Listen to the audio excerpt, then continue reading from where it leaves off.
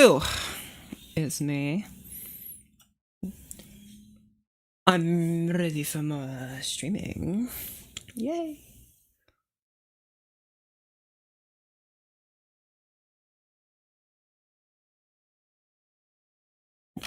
Time to pull up Muse score. It's happening. It's so hot in my room. Okay, I don't know if my air conditioning is broken or I'm just Texan, but 72 degrees is way too cold for me. I think my AC just might be dead. But when I set it to 72 degrees on it, I'm freezing. And then I set it up to 75, and that was fine, so I think maybe I'm just getting a bit too used to the heat. That or my air conditioner is just out of whack, which is also probably even more possible.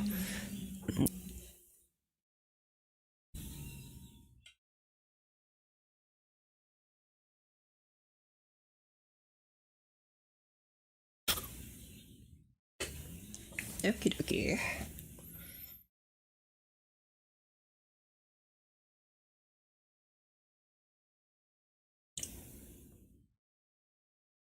Who's ready to hear a bedtime story?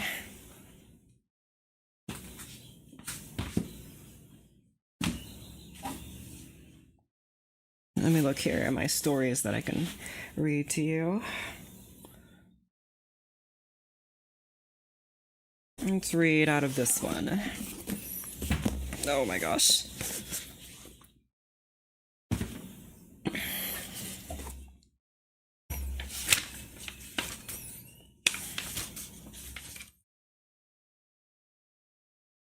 Gotta go do something, have a good stream. I'll see you around.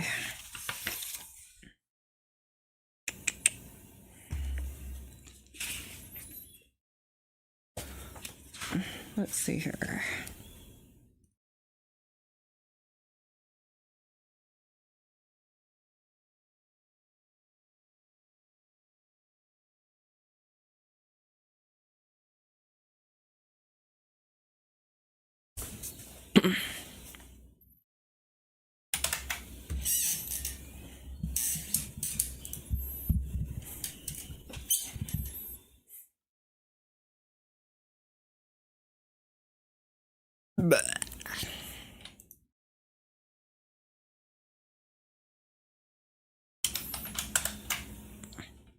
Okie dokie. Alright, I need to post on that Discord server that I'm streaming. I forgot that I do that sometimes. Doesn't seem very useful though. Nobody clicks on those. Actually, I have no idea. I guess that is something I can check, but I literally don't care.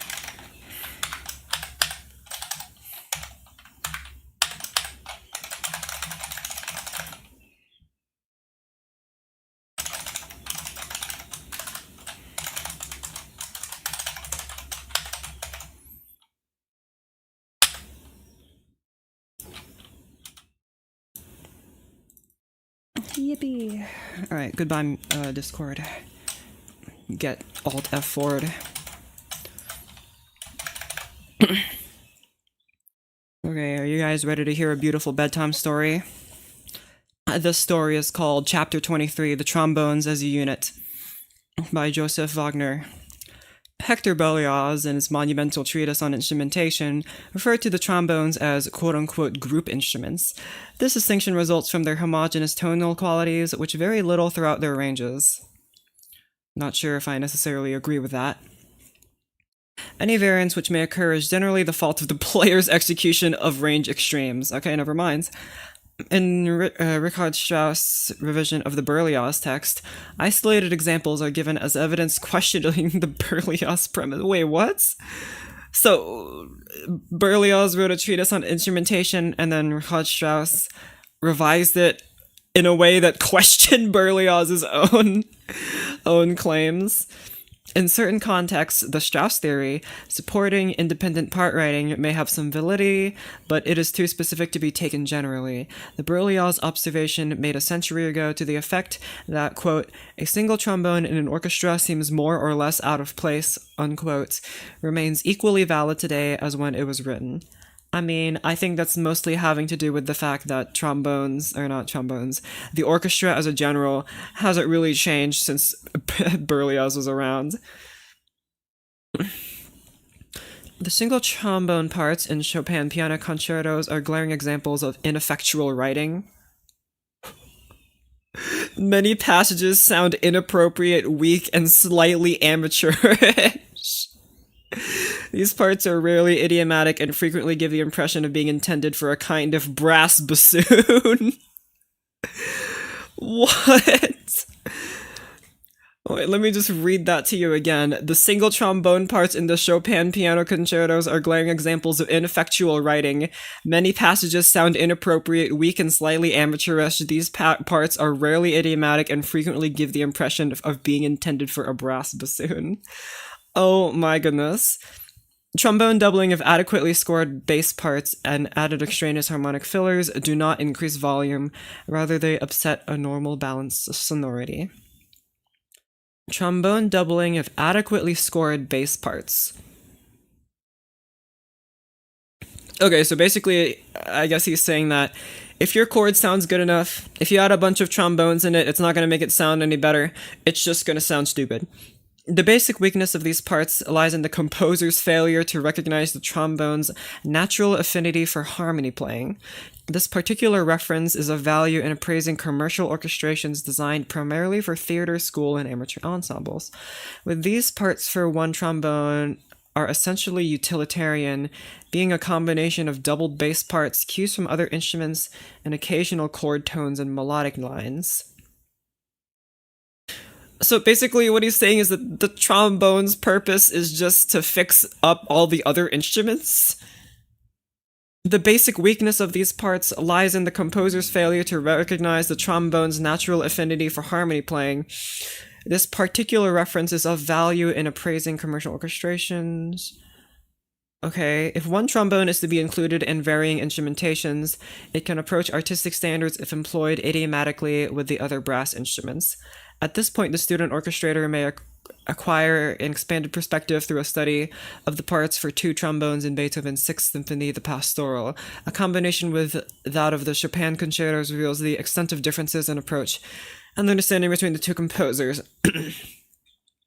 The Beethoven score clearly indicates the advantages to be derived from using trombones as a group instruments for harmony playing. Part writing for three trombones is similarly exploited by Beethoven in his Fifth and Ninth Symphonies. Orchestrators writing for three trombones should be cognizant of difficulties arising from the possible absence of a bass instrument. It is rarely available for most orchestras other than those of major standing. What? The absence of a bass instrument, it is rarely available for most orchestras other than those of major standing. Which one? The bass instrument or the trombone? It is rarely available for more orchestras. Which one? What? Other than those of major standing, and its absence can cause considerable distortion to harmonic positions.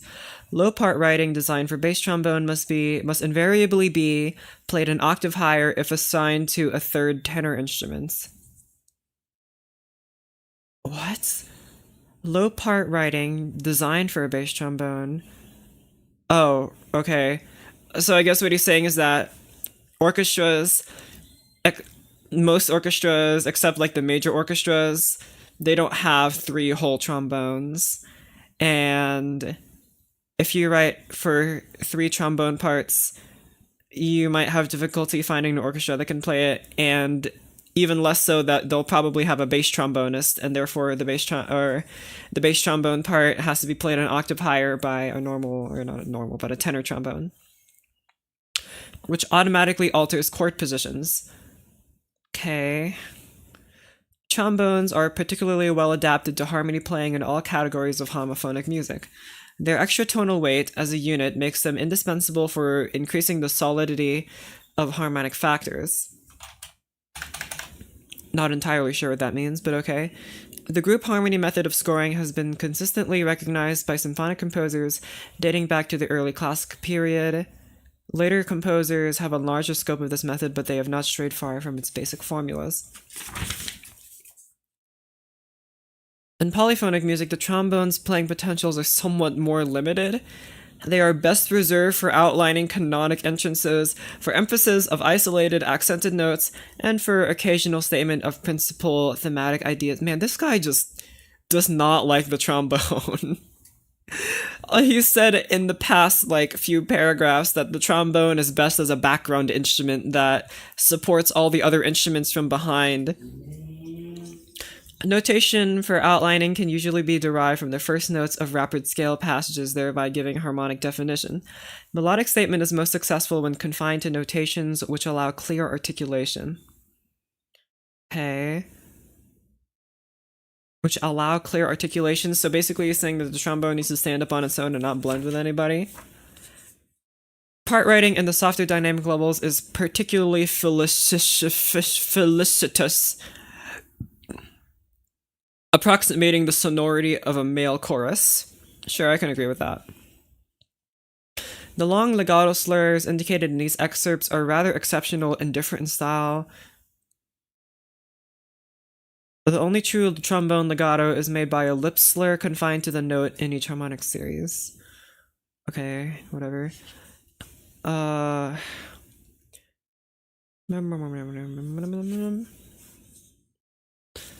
Solo undoubled melody passage of any significant length for the trombone are comparatively rare.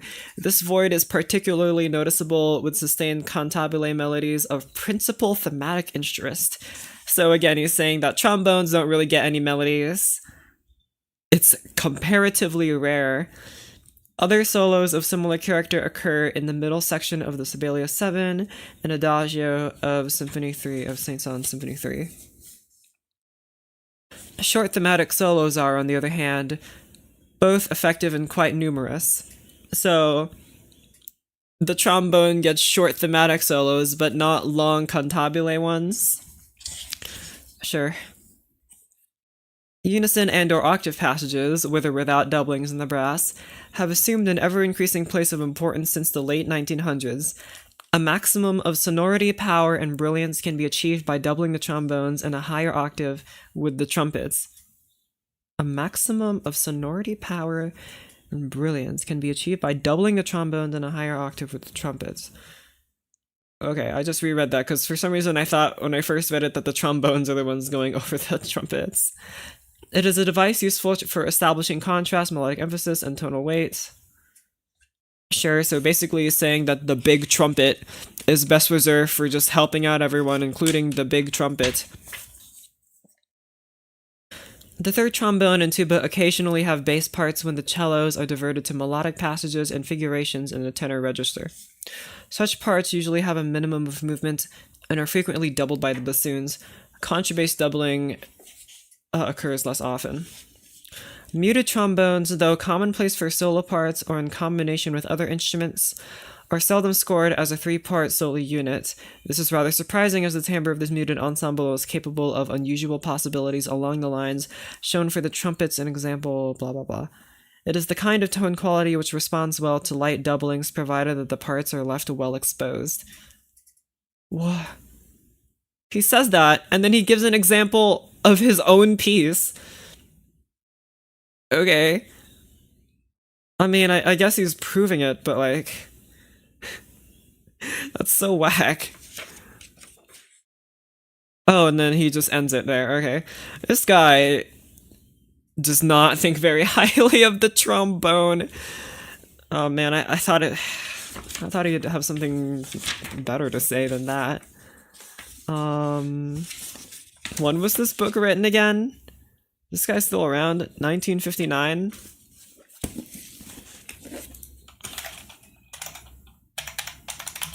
I think I looked this guy up before, and I was solely disappointed that I don't got no nothing. Ay ay ay. What a writer. Don't even say. Okay, how about we maybe have something better to say about a different instrument group. Let's see, strings, heredited strings, woodwinds, the tuba, the cornet, the trombones, scoring the brass as an independent section. You know what? Let's look at that. Page 241 is pretty far in the book. This book is like 400 pages. 200... What page was it again? 241.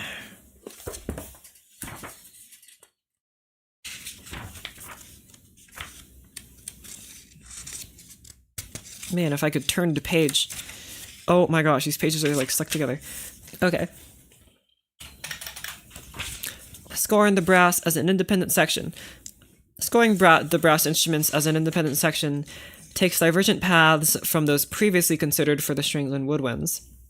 The dissimilar approach is due partly to the heterogeneous character of the brass section and partly to the limited scope of the idiomatic playing potentials of each instrument. In addition, the divisions within the section from homogeneous tonal clusters of horns, trumpets, and trombones with the tuba. Their separate and combined ranges and tonal strengths determine voice distribution, fillers, and doublings. Is not every instrument group? The whole conception of scoring for the brass section is so radically different from that of other sections. Okay, then tell me. The scoring of chorales for the brass, in varying numbers, provides excellent experience in appraising the many problems occasioned by different strengths and ranges. Practically identical compasses for horns and trombones, spanning the treble and bass registers, account for some unavoidable overlapping and doubling of parts. This normal playing range is similar to that of a male chorus.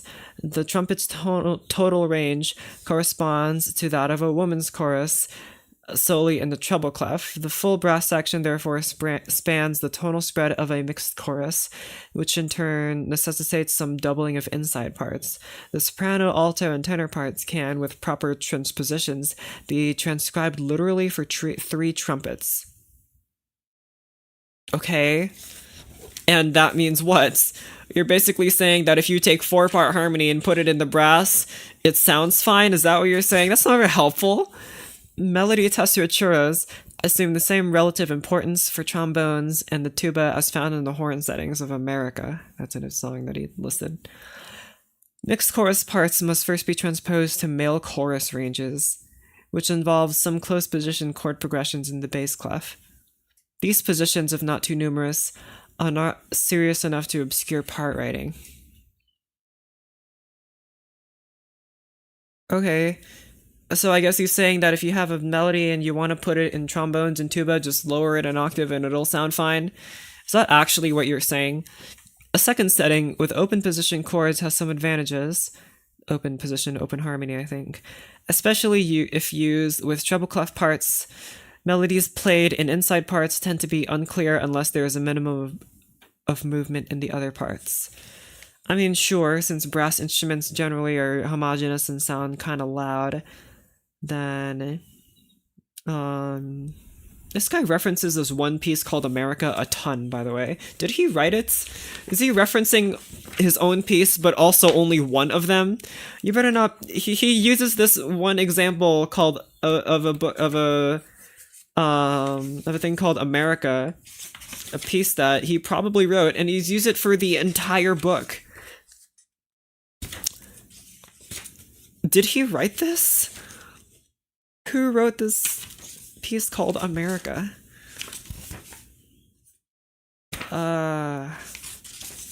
Maybe in the bibliography it'll tell me if there is a bibliography.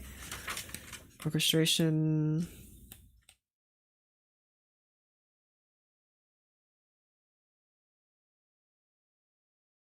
He's used this, he's in the index.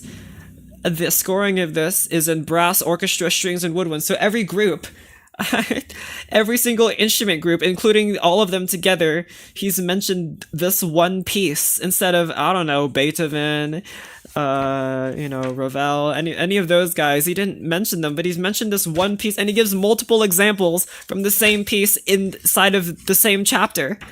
Who wrote this piece? Did he write it? He should.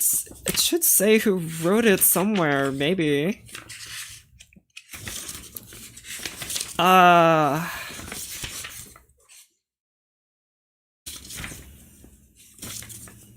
Music as a guide, going for full orchestra. Here, bibliography, page 350.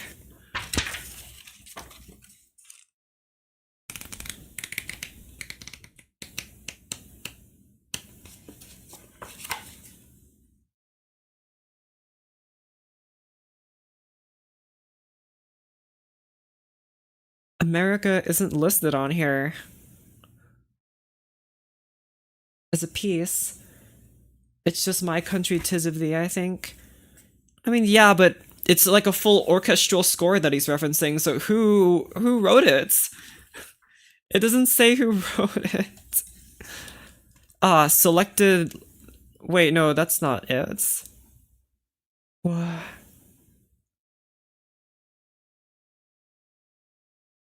Blah, blah, blah, blah, blah, blah, blah.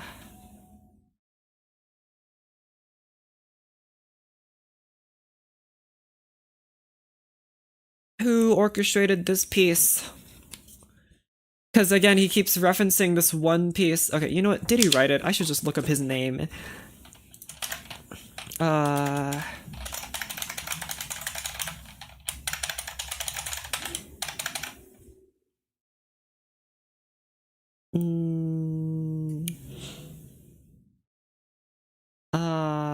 Why is it so difficult to find this piece? I checked the bibliography, I checked the thing before that, I checked the index. What piece? Did he just hallucinate this piece? Okay, it first appears on page 56.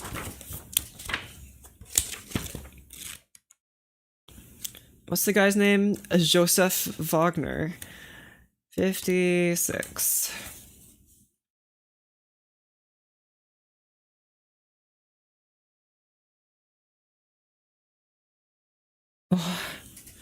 No, he doesn't say who wrote it.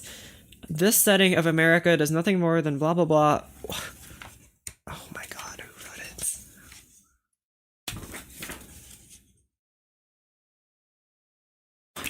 Where did this piece come from? He actually just hallucinated it.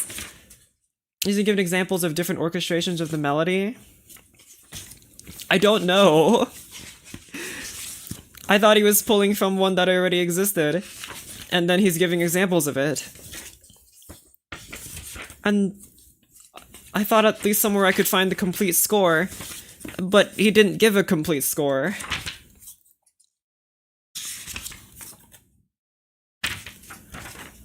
Okay. There's no original version. There's no original version, but there's probably his original orchestration of it that I assume existed because he keeps using it over and over.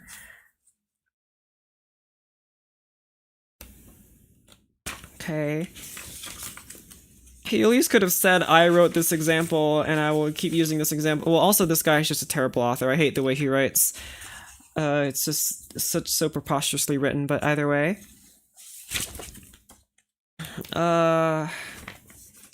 Okay. Any other things I can read before I get started? Is Jean-Philippe Sousa? If it is, he did not credit him. Is the problem.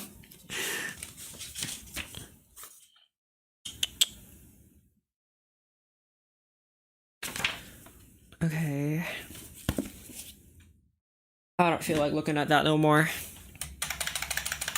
I think it's time for whatever the heck I want to do. Okay. You know what? It's the beginning of the stream, so I'm gonna talk about what I did today. In the afternoon, there were a bunch of food trucks that came around, and I ate a very large burger, and it was very good. I don't know if it was worth the price, but it was pretty darn good. I liked it. Nom nom. And then I grabbed a bottle of chocolate milk because we talked about chocolate milk last night, so I grabbed a bottle of that and I drank it. And maybe that was a bad idea, because it's milk and I'm getting old, but I didn't care, I drank it anyway. How large could it possibly be? It wasn't that big, actually. But it was pretty big for me because I have a small appetite. I couldn't even finish the fries they gave me. It was so sad. I have such a small appetite. But I ate it. And I walked around a bunch because it was nice and bright and sunny outside. And I watched the marching band play some music, and the trumpets were ever so slightly offbeat the entire time. But it's fine. Enjoying spicy food has gotten harder and harder. Dang, this is so sad. An absurd amount of us have lactose intolerance in some way, either mild discomfort or death. Oh yeah, turns out you're probably not meant to drink the milk from an animal that isn't a human. We probably aren't supposed to do that, but nevertheless, here we are. But either way, yeah, that happened. And what else happened today? I talked with my friends that we might be playing some games on Tabletop Sim later. And that's basically it. I didn't think about music like at all today. So this is like my daily few hours of thinking about music, and I'll never think about it again. That's right, I'm stopping classical music and I'm becoming a dubstep streamer for the rest of my days. Okay, anyway. It's time to write the rest of this. So, you guys know this, you were here last time, maybe. You know what it sounds like. Trust me, I'm as bored of this whole melody as you are, probably even more. But I'm gonna listen to it again, I'm gonna think about if I like it or not, I'm gonna fix all the problems that I identify, and then we're gonna move on to the next part.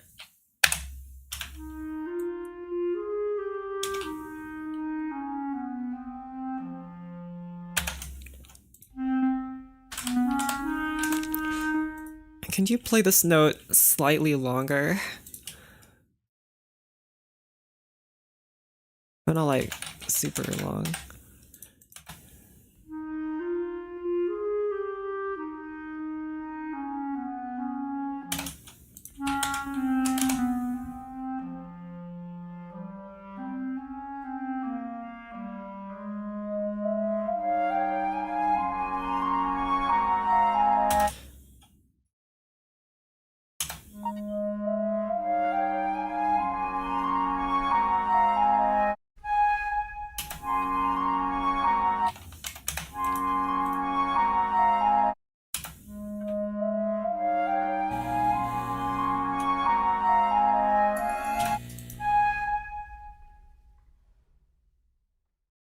Okay, I looked to my microphone to see if you guys could hear the loud air conditioner that's happening in the background.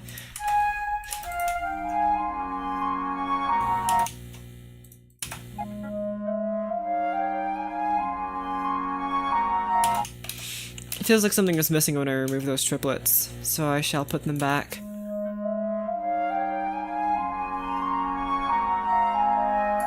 I think my problem is that you're overpowering these despite there being 2 players on this. Why?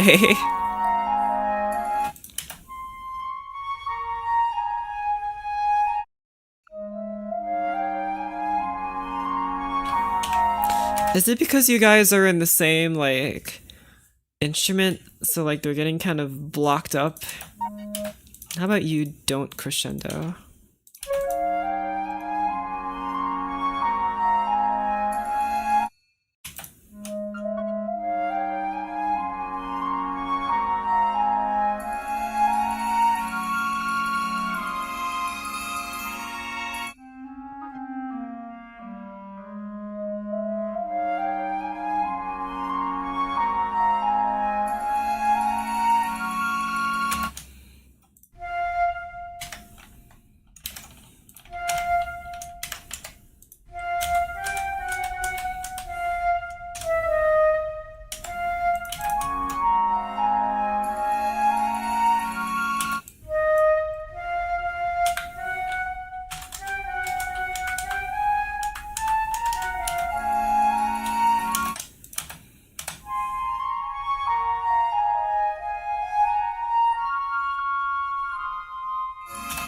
Sure.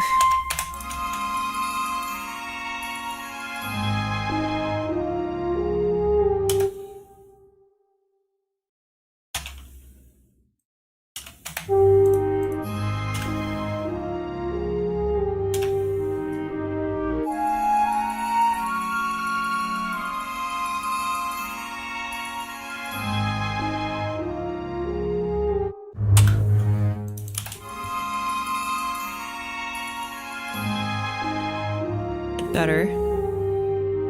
Remove this low note in the harp.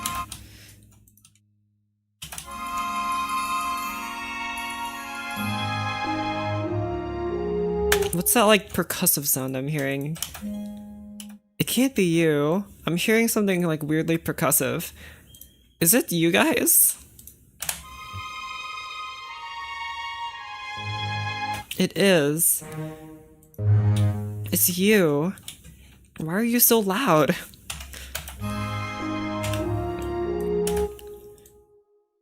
Shut up, contrabass.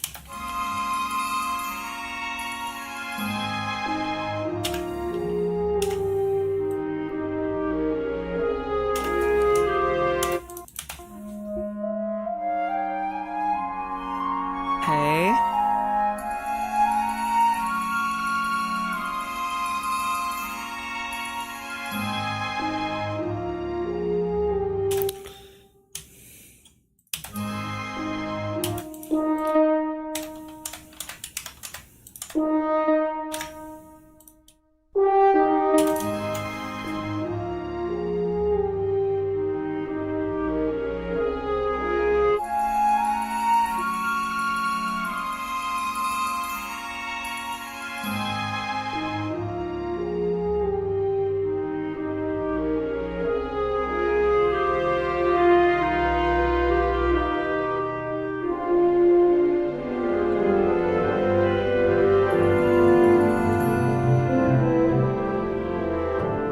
I can't hear the horn.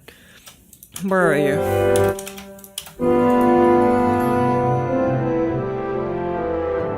Why does the horn become so weirdly quiet here?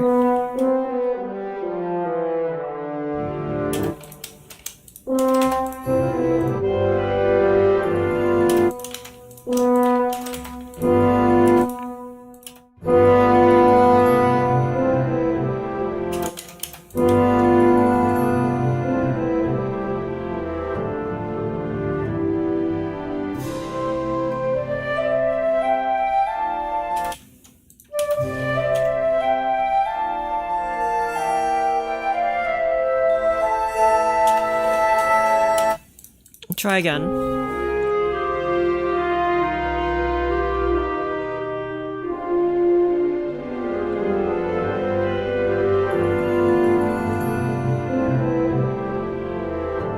Do you need to be doubled by someone in these lower parts?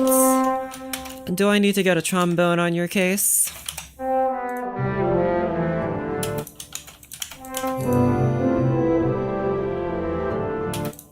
Maybe.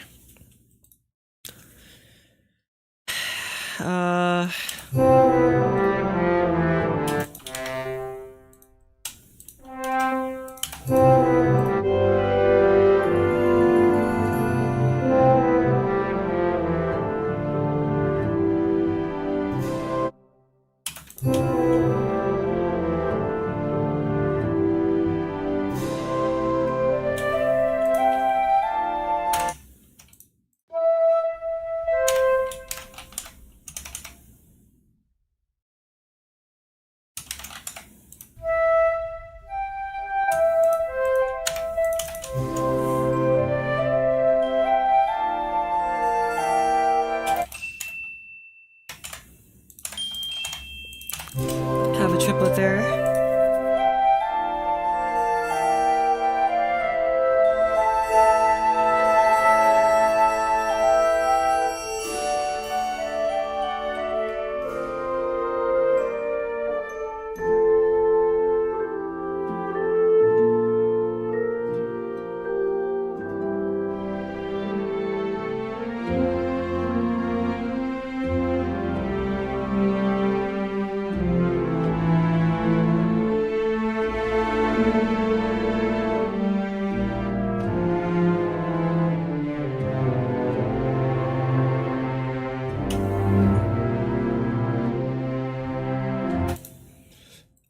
little bit faster, please.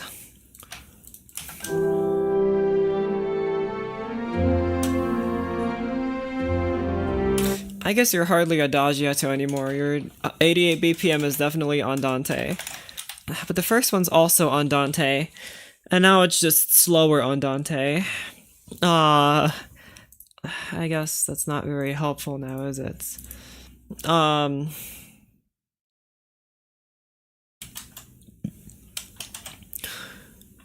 I guess I could say andante affettuoso and andante molto. I don't think that works. Andante adagio. That's such a stupid term. I don't want to use that. Andante, but less. If only. What's the word for this? I guess retardando is just fine.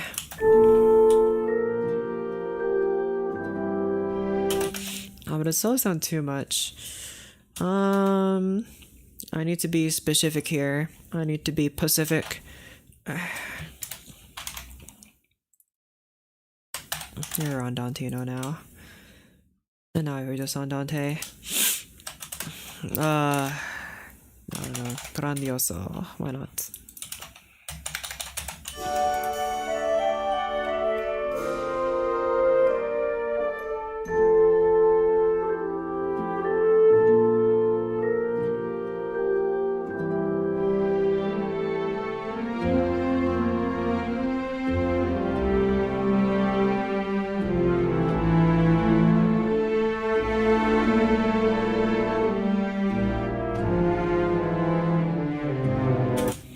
More string.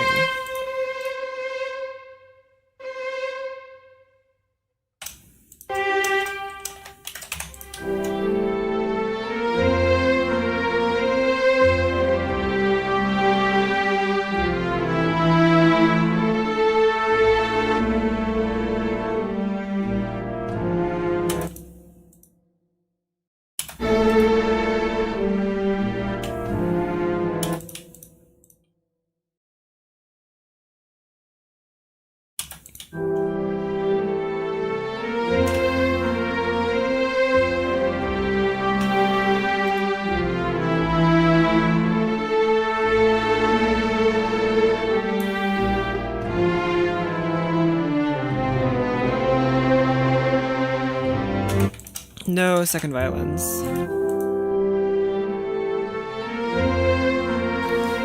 Okay, it's still just as loud because the first violins just need to make their presence known. You stupid first violins. You guys are getting nerfed.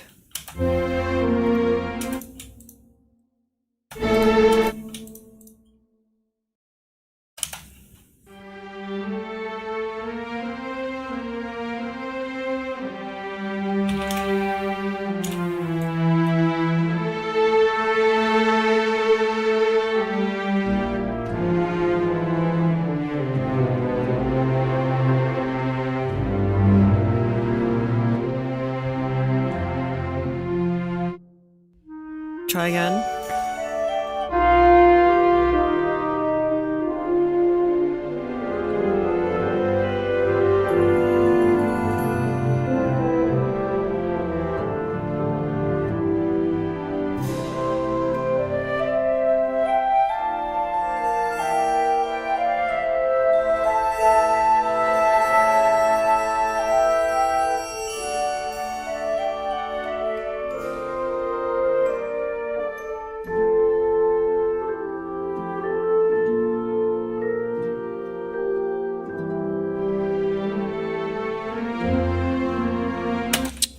I feel like this chord isn't pronounced enough.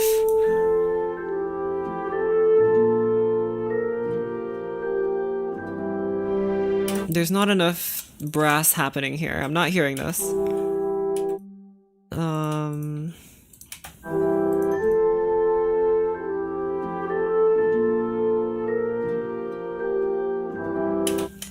I think instead of making you play louder, I should just have more dudes playing.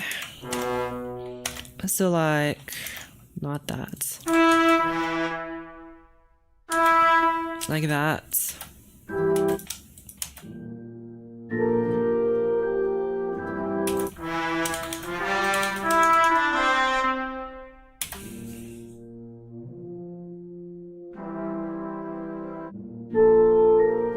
Okay.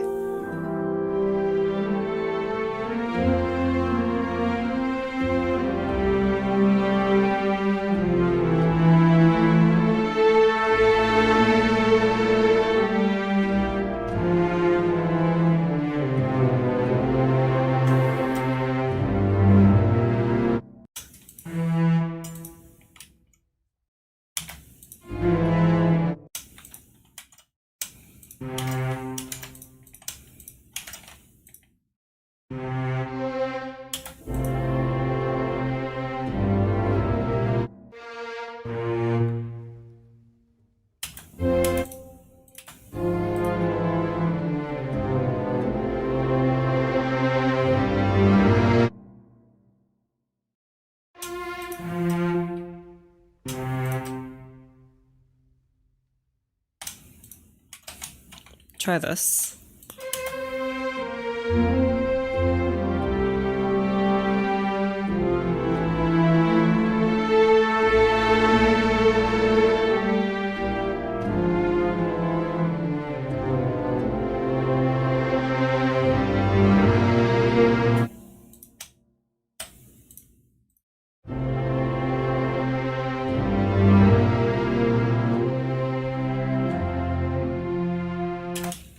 Okay, better.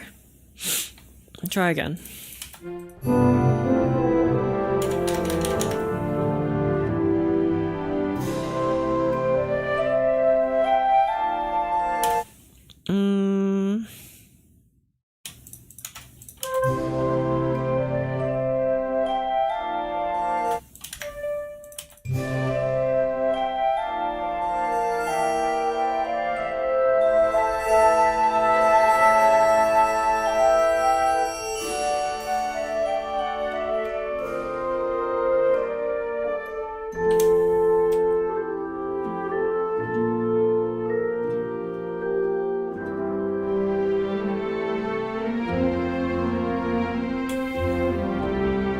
Good.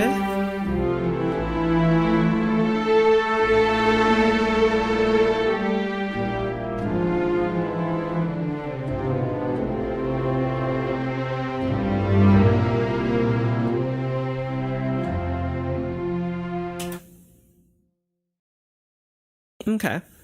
Also realized that I didn't spell grandioso correctly. There's supposed to be an O in grandioso, and not just at the end. Okay, try again.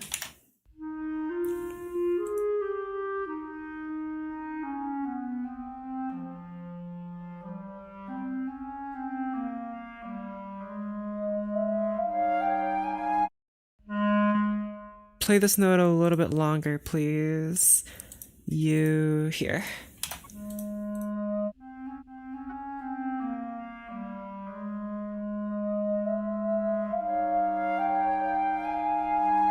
Oh my gosh, why are you slow now?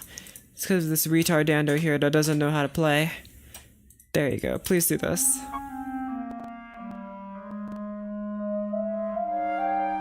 Good, that's what I want. I need a little bit of space here before the first note of the flute comes in.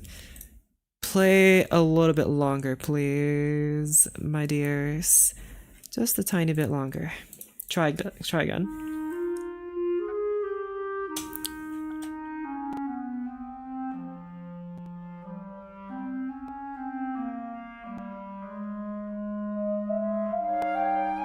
Actually, I don't think I like that very much. Try. Hi, time stretch. Those writings universal or personalized by you? Say more. What do you mean by that? Let's try less time stretch. Okay, I like that.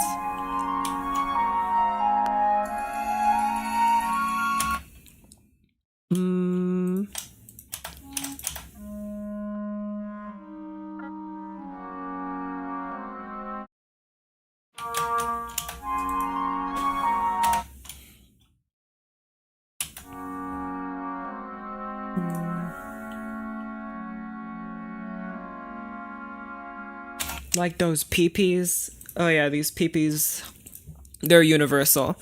Everyone throughout music knows what a peepee is. Everyone's seen it. Everyone's played it. When other composers, will they understand, or is this a you thing? No, this notation that I'm using is universal. If I handed this to another musician, classical musician, they'd know what this means, what these guys mean, what this thing means, what this thing means. These are the standard. These guys you see here, they're called dynamics. They tell you how loud or soft to play music. P means quiet, F means loud. More P's means more quiet, more F's means more loud. I can have up to 5 P's or 5 F's. That's a lot of F's. No one uses 5 F's. I mean, most people don't use 5 F's. I think there's a 6 F one here. Okay. When do we get the stream where you have to notate in some random person's personalized ad hoc notation system? Okay, so I think it's basically just velocity. Well, yes, actually. If you think of it in terms of, how hard you press on the keyboard, then yes, that is true. Of course, for wind instruments, it means blow less, and then for the mallet instruments, it means hit it less hard, and stuff like that. I mean, there's technique to it, but that's basically what it means. Okay, and these guys here, you know how in second grade your math teacher taught you that the alligator eats the bigger number? Well, it's the same thing here. The alligator eats the bigger dynamic. So F is bigger than P because it's louder, which means go gradually from P to F, which means go gradually from soft to loud. That's called a crescendo, but I mean, you probably do need to know that, but you don't really need to know that. What program are you using? This is MuseScore 4. MUSESCORE number 4. Go download it if you want. It's what I use to write my music. Okay, I'm unsure about these chords. I think they sound fine. It's just like the way... Something about their rhythm feels a little off, and I'm not quite sure what that is. I'm not going to lie. I think maybe it's this tie here that's kind of bothering me. Get rid of the ties. Is this piece being worked on with guidelines from like one of your textbooks? It's not like an assignment that I've been given and I need to follow a rubric or anything. I do have rules that I set for myself based on, like, I have a technique, right? Like, if you're painting a picture, I guess you technically have guidelines from your, I guess not textbooks in that case, but like from your teacher, how to draw good lines, how to mix colors a certain way. But you use those rules to achieve a certain ends, right?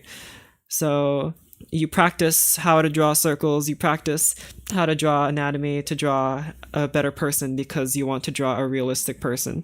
In this case, I use the rules that I take from my textbooks as guidelines to make music that I want. So generally, when I write for orchestra, I want to have a very sweet sound, a very full sound, and I'm very concerned about the balance between the instruments. So I read the books and take from that what would achieve that result. That, and of course, studying other composers' scores.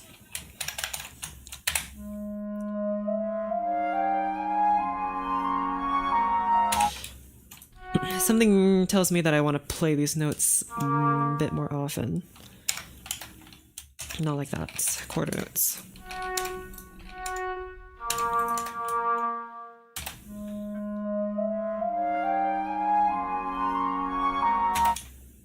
Did you do today's Wordle? I did, actually. I'm not going to say the word in case y'all haven't, but it was kind of a stupid word. It's more like a practice for practice's sake. I mean, I guess it is technically just practice, but it is just for me. Like, I do plan on, like, posting this, not publishing it. I don't publish music, but I do just post it to YouTube. Nobody has approached me yet, like, hey, we want to distribute your music, blah blah blah. I have not had anything like that. Which is probably fortunate because I don't want to have to deal with all that headache, but whatever. Hello. Oh, hi. You guys hear the air conditioner again? She's blasting. But I am just writing this for myself. I'm not writing it necessarily just for practice's sake. This is for me. I'm writing this because, again, the orchestration of this I did before I don't like, and so I'm redoing it, and it sounds quite different. Anyway, back to these chords. I put more stuff happening in the oboe, so hopefully that makes it sound more like what I want.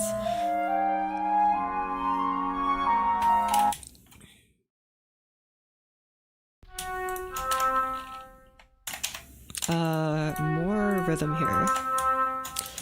You could get commissions from schools, colleges. Man, I could if I said I was taking them, but I'm not.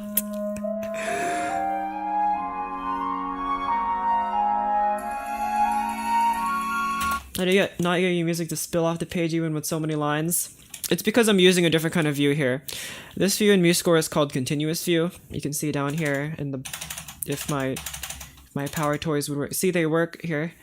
And when I don't select MuseScore, but here they're down here continuous view. It allows you to see the music like this. There's also one that's vertical, but it's less useful, in my opinion. If you just go to page view, I bet it is spilling off. Oh, yes it is. Okay, well, there are a bunch of empty staves here, so it doesn't really matter, but yeah. Well, I think that's actually, first of all, I think it's because by default, MuseScore sets you to be on letter paper.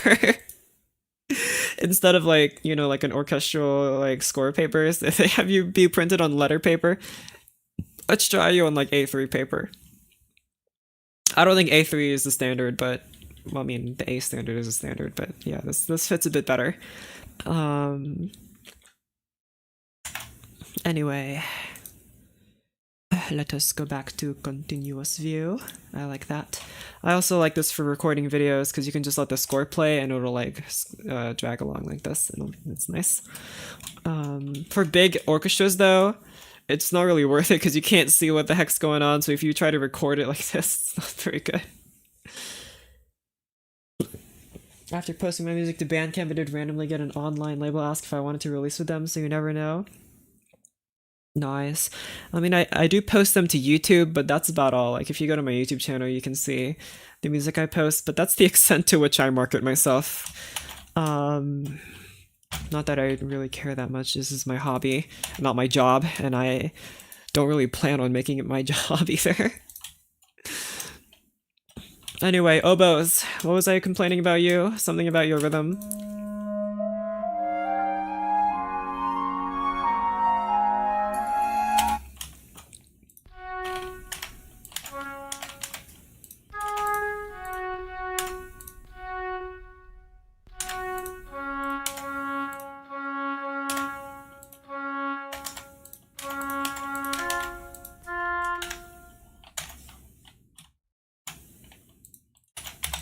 Try again.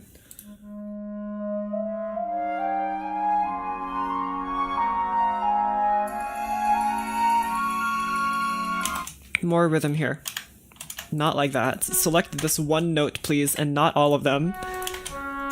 Try again.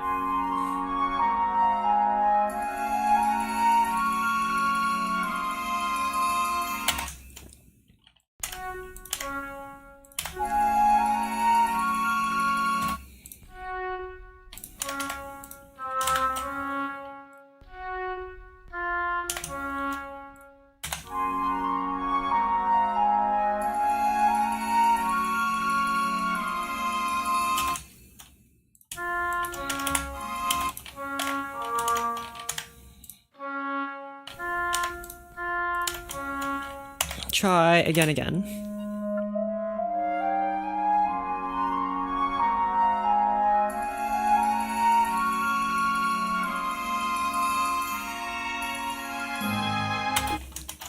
Okay, I understand that that's not really a noticeable difference, but I never just can't hear the oboes at all.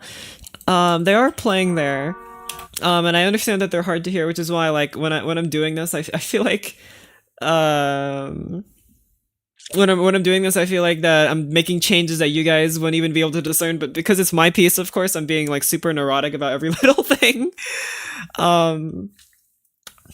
Commissioned pieces from local composers have been some of my favorite pieces I've performed in, but I fully understand wanting to mix your hobbies and what you get paid for. There's that. Like, if I have control over it, then sure. It's mostly that, like, I don't know, I just don't feel like doing it that much. This is just... What are we writing? My own piece. This is for me. I wrote this, and I'm writing it again. Okay.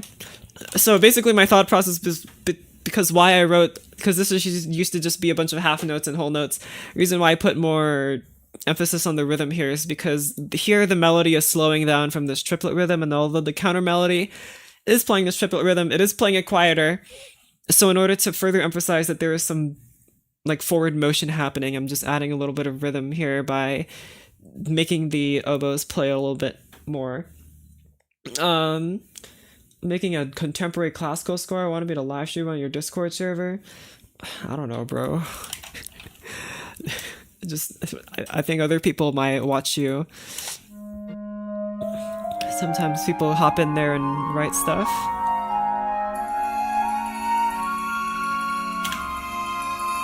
What if I get rid of the oboes?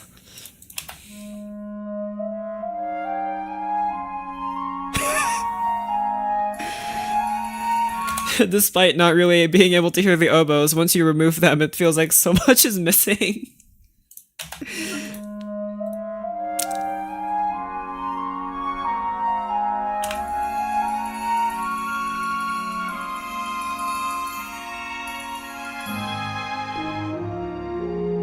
Why do the violins feel so weirdly loud on this one note here?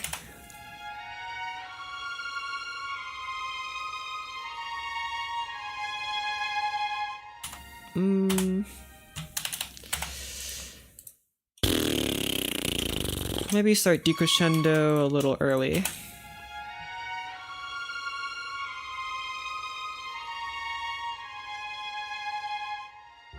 That should be better.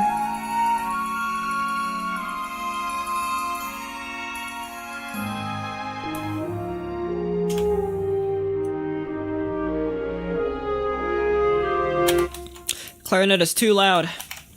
Why is that one note yellow? Oh. The yellow notes in music score basically denote that these notes are kind of difficult for amateurs to achieve, but you can still achieve them, but like for lower skilled musicians, it might be difficult.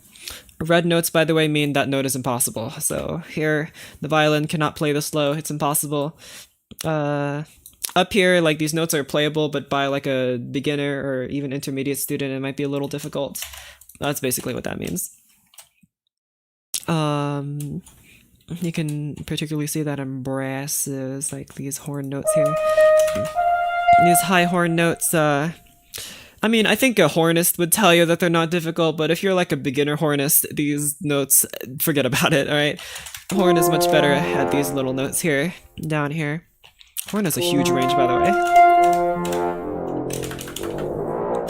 So like these notes are also yellow, they're at the extremes here. Like, of course, an experienced hornist could play these, but like, beginner hornist might have some trouble. Notes that are only capable for experts, like absolute experts. Yeah, true, but also like, just keep in mind that when you put the instruments at their top of their ranges, unless you're Stravinsky, and I know none of you are Stravinsky, because if you were, I would be shaking your hand right now. Generally, you won't find much use for the instruments in those super extreme ranges. If anything, you should probably just have called on an instrument who plays better in that range. Like, the bassoon can play, like, all the way up here. These notes over here. But, like, these notes would just sound better on an oboe. if we just compare their sounds. The oboe is brighter. It has a much easier time playing this note. The oboe was designed with this note in mind, and the bassoon was not necessarily designed with this note in mind. So, although you can hear that the sound is much thinner, and of course, if you want this nice thin and not shrill, this thin and kind of lonely sound that the bassoon has in this higher ranges, then go ahead and write for this note. Just keep in mind that your bassoonists might give you a dirty look, and that an oboist would have a much better time playing this note. Okay. Let us keep on moving.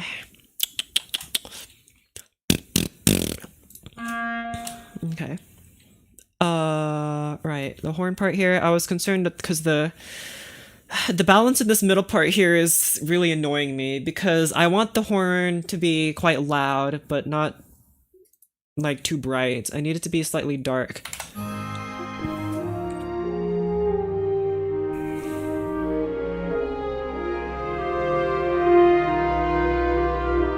I think you need to really mellow down your crescendo. Also, if you're going to write for those notes, either one, know the person you're writing for, or B, to be a really good composer. Impossible. Exactly. Keep in mind both of those points, especially the second one, and you'll write perfectly for every instrument, in fact.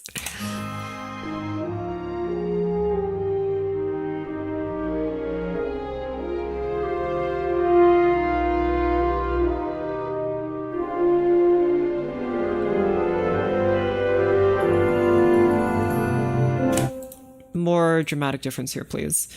No crescendo in you guys.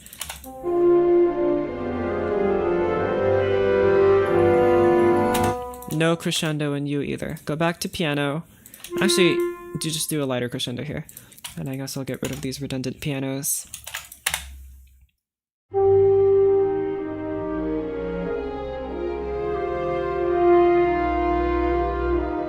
Because the violins are moving up, I'm not going to have you guys crescendo.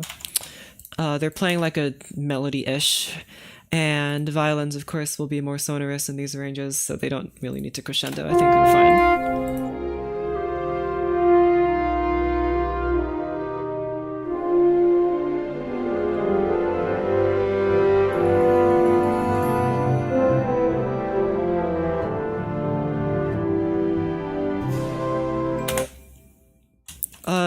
Flutes don't crescendo either.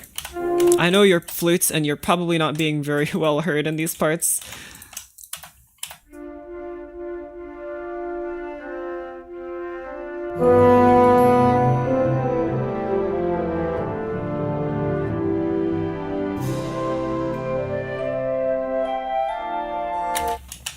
Rule 1 of composing, write things that sound good when people play them. Rule 2 of composing, don't write things that sound bad when people play them. You know, it's a pretty good rule. My number 1 rule of composing is that it should sound good. My number 2 rule of composing is that it shouldn't sound bad. My rule number 3 of composing is to give up. We all follow all 3 rules every time we write a new piece. It's just the fact of being an artist. Okay. I think this is good for now. I know next time I pull this up, I'm gonna critique it and be like, well, how could I have thought of that? Dude, that sounds so stupid.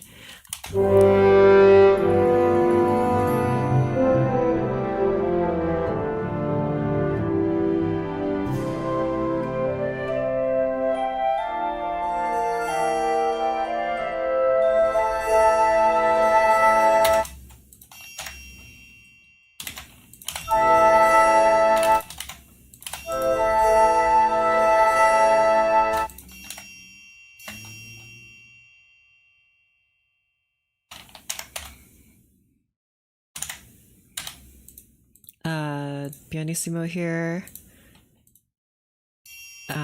Tremolo here. Not that, this one. And the 3 lines.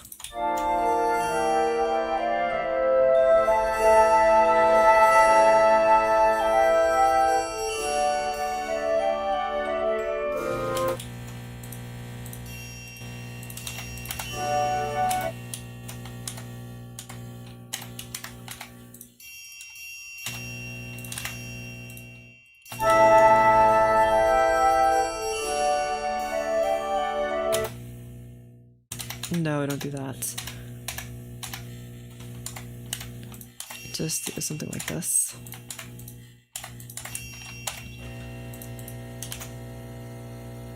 You guys hear that? The buzz of my AC that won't shut up.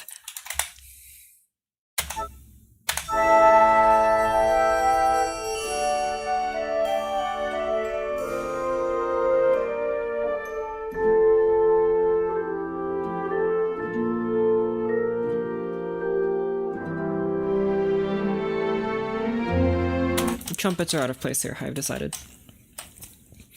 I could never write a bad piece if I never finish composing any pieces. That's right, you can only compose a half-bad piece if so. My problem is my composing and writing for me, and I have to like work up the technical chops to play it how I want. That's fair enough. I mean, I can't play any of this, I'm not gonna lie. I can't play any of these instruments. Maybe the celesta, but I've never played a celesta. Is music composition a thing that only classical orchestral musicians do, or can you compose in any genre, even the modern ones? Can I compose in modern genres? Probably not. Can other composers do? Absolutely. But can I do it? No. I mean, I've tried, but I've tried when I was in like grade school. But as for like, even if you don't have the technical chops to play the music that you write, I think there's really something to be said that music that is simple and technically simple but still sounds good, right? There's a lot to be said about music that sounds nice but is still easy to play. And I feel like not enough people write music like that anymore, unless they're teachers, right? Unless they're teachers, nobody's really writing like that. They're trying to show off their skills and their knowledge of theory and stuff, and you can still do that, but it doesn't need to be hard to do that, and I don't think enough people are really taking advantage of that, including me, by the way. I am included in not including that because I am writing for an entire orchestra. But like, especially like a nice, simple piano music goes a long way.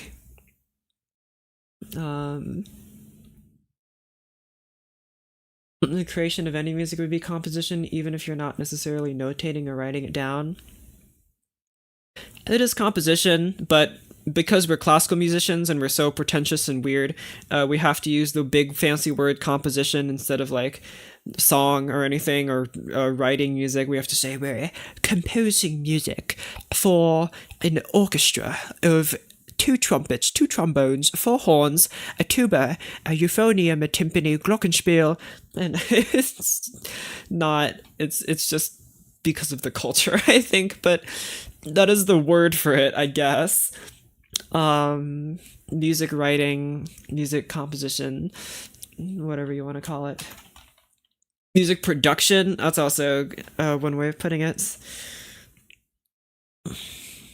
Okay. What was I doing? Right. This part here at the end where the melody goes and trades off to the horns. So I think there's a little thing here that I want to change. I don't think we really use the term to describe modern musicians much, because nowadays it's more common for composers to also be performers, which wasn't always the case. Yes.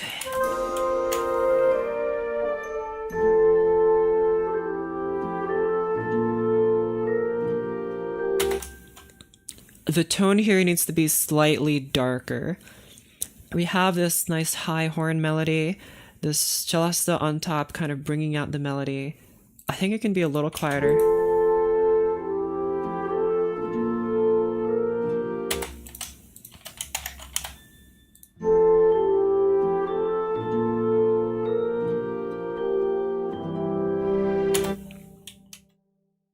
No, this was better.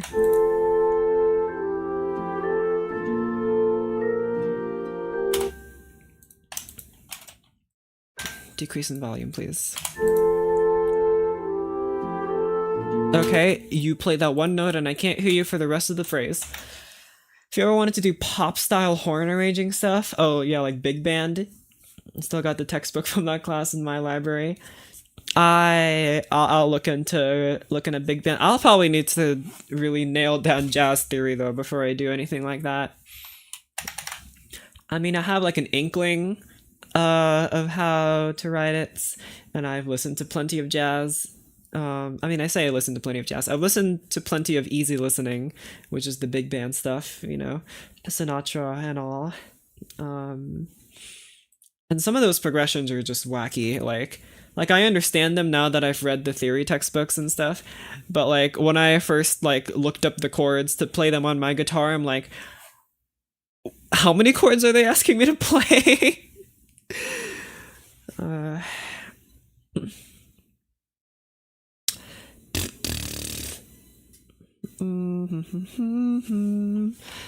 Right, darker tone. I did have these harp notes play.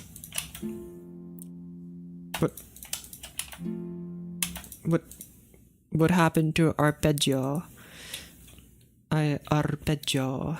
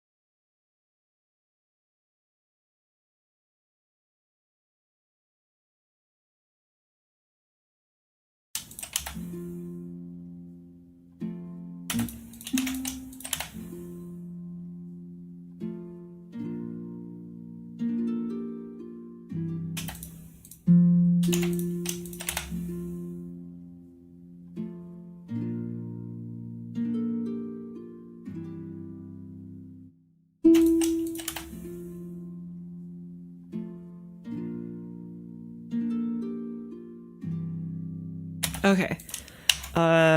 Don't ask what possessed me there to remove and add a bunch of notes. I have no idea.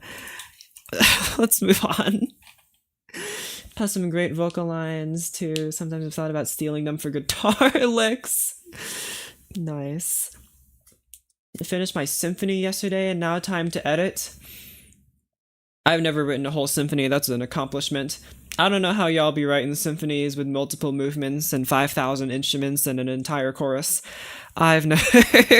I do not, A, have the patience nor the creativity for that. I like the sounds of the virtual instruments and not the bass music core ones, right? They are not. Well, this harp is. That harp is, and this celesta is, I believe. But most of them are not. These are the Berlin sounds. La, la, la, la.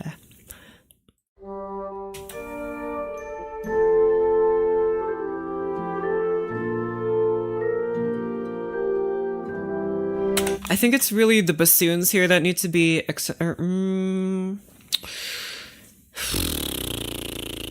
Okay, so I have clarinets currently playing the melody. It's doubling with the horn. And also this little harmony line here. I think I need to include some lower clarinets to fill out that space that I'm leaving in the tenor region.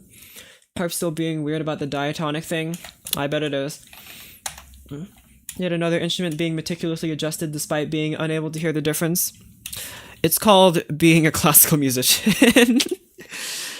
It's just something that we're really neurotic about, is those little differences.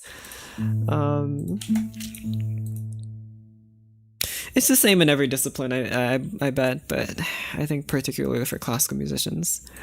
It's time to see if the glisses are still being weird. Remember, this is, oh wait, what scale is this? C major? You better play a correct C major scale.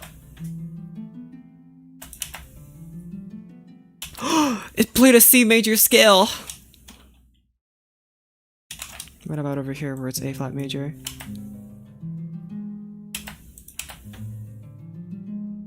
Nope, that's definitely not A flat major. What is it? Does it know what diatonic means? Does it understand that word? I mean, it should understand that word given that it's in the settings, and I click on it and I go to properties and it says diatonic. Diatonic.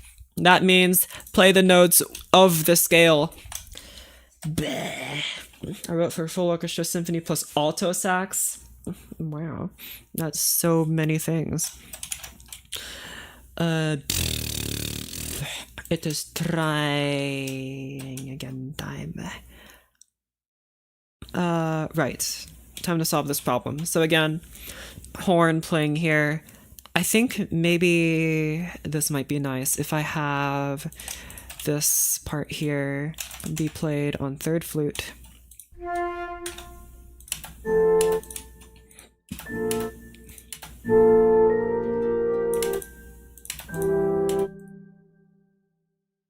You play here.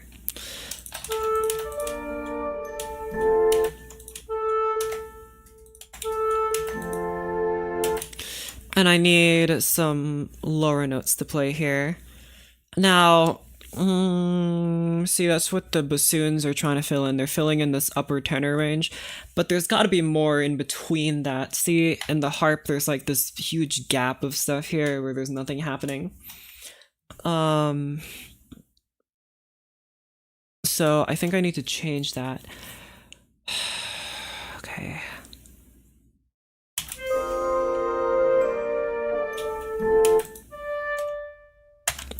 Pause here. These voices move to clarinets. This clarinet move down. You're a little too loud. Okay. And these bassoons here, this is a F major over A chord.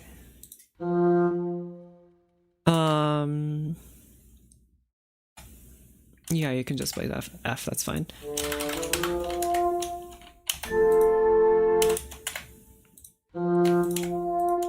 I guess you guys should be switched. Flat, that should be B flat and major. So these Fs stay the same. Well, you move down to F. All the voices move down to F. You move to B flat. I guess then logically you... I think technically you want to move up to B flat and you want to move up to B and then these Fs would stay. I think I wrote it like that because the bass here is moving from F up to B flat, so I didn't want the voices to move in similar motion, but it's such a big jump that it doesn't really matter.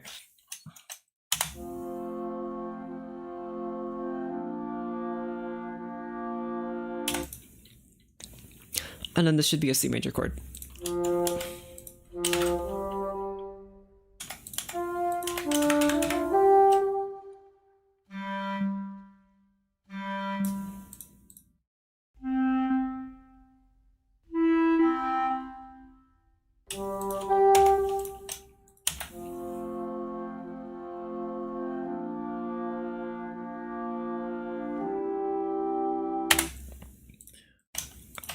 Replace you with you.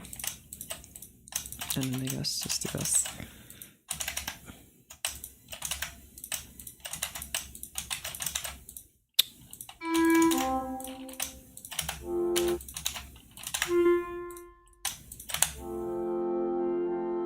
Okay, that feels much better.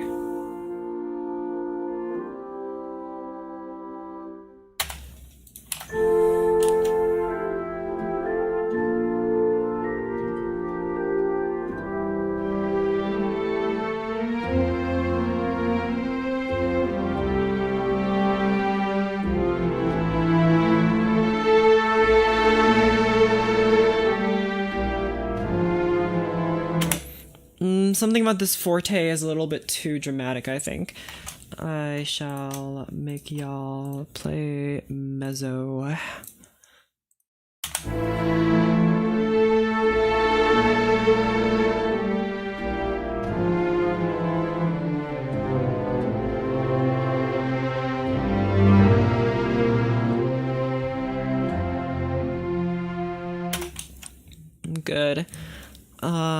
Harp, don't play these arpeggiated.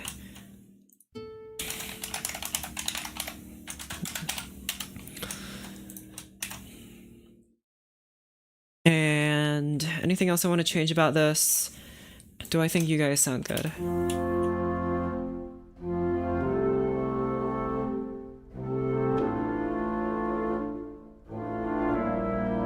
Try this.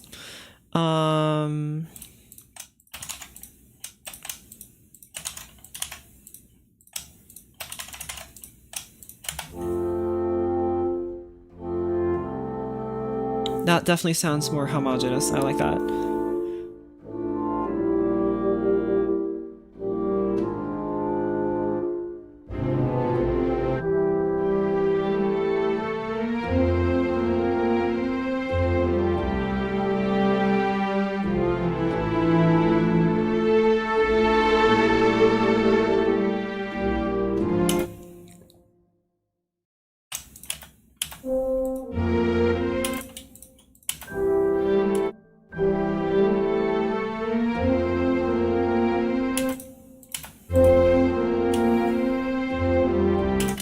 Don't make it like that.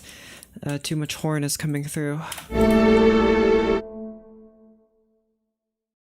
Strings get louder, horns, you stay the same volume. Same with you, phonium.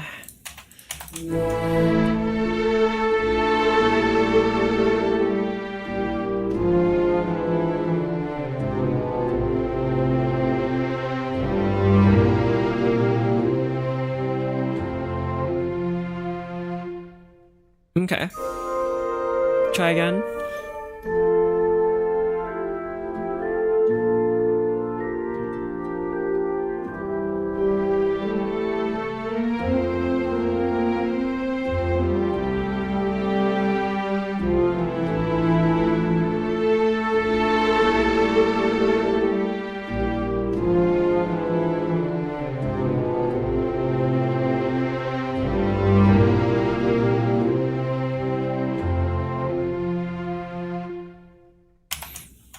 Maybe have this guy play an F.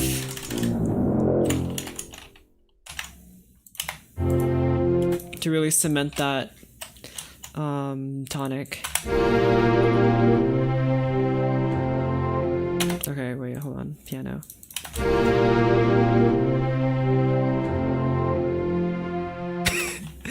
That's so low.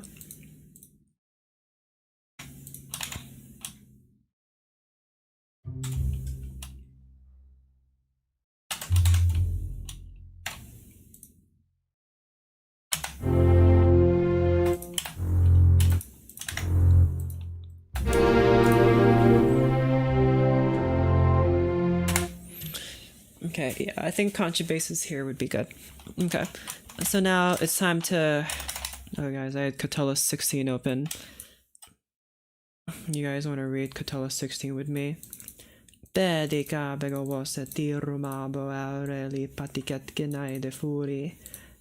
there's enough of that. Time to open up my other project.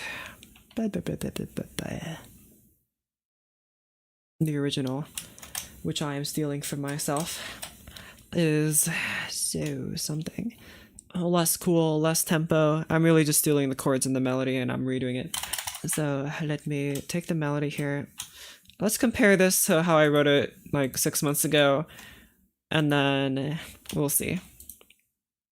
This is how I wrote it before.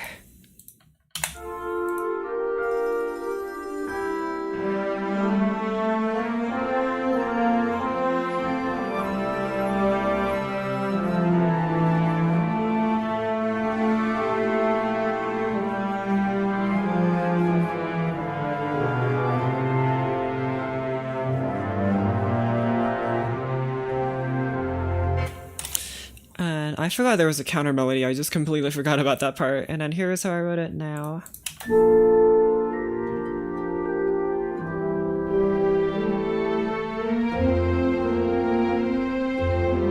Much darker tone.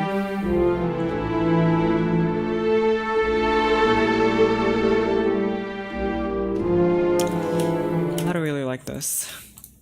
I really wanted to keep it, but I don't like it.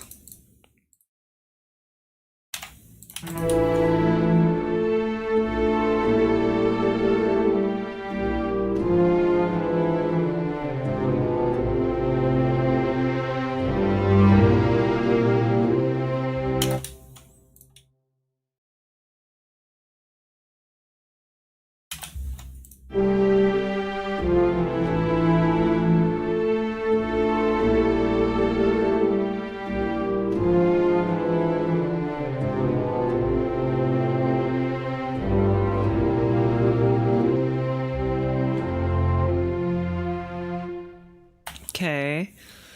And then the melody that comes after this is one of my favorites. I feel kind of weird saying that because I wrote it, but I like it. So I'll play it for you and then I'll discuss what I think I want to change. Also, MuseScore is lagging right now and it is not working. Thank you. Okay.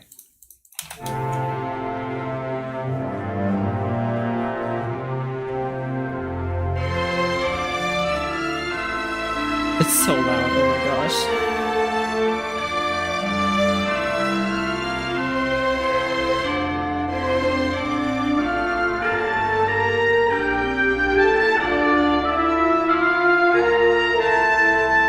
And then counterpoint here.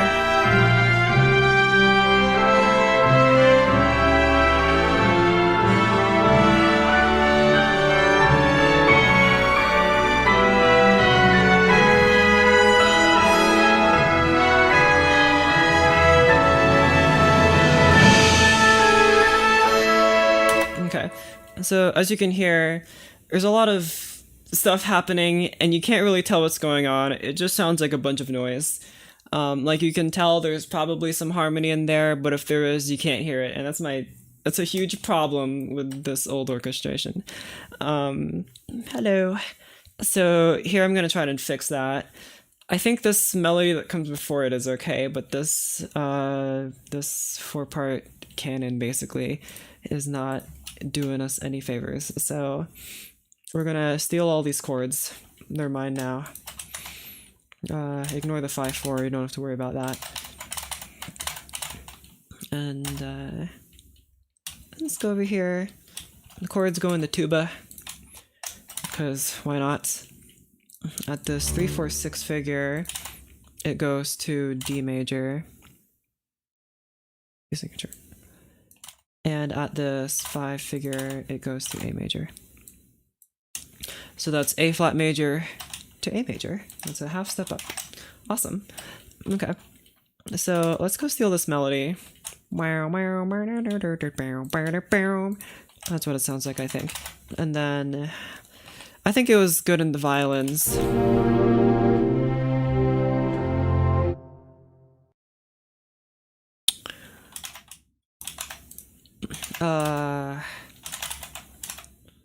You there. 1849 polyrhythm. What? Is it like the polyrhythm of the Civil War? What do you mean the 1849 polyrhythm? 4/3 and 7 crotchets ago.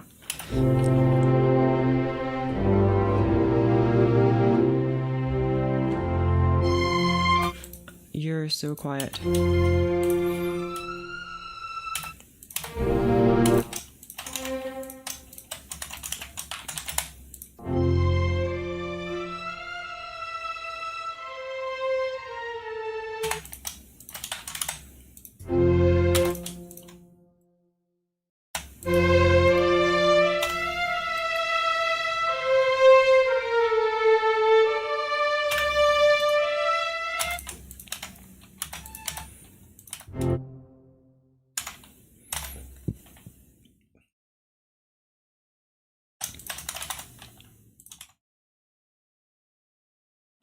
These are the notes I wrote for myself, by the way, last time, which is why I have like question marks and stuff in them. I'm just gonna listen to this and feel out what I think I need to add.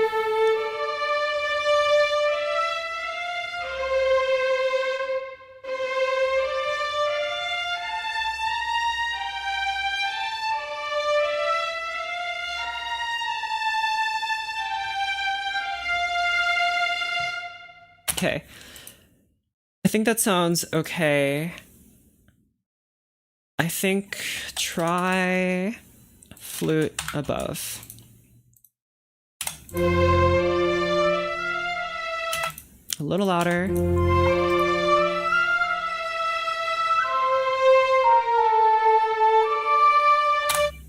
I don't really like that. Try oboe in the same range as the violins.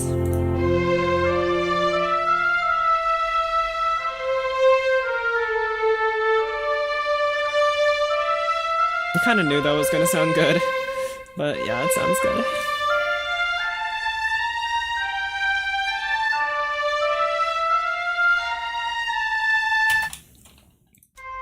Clarinet instead.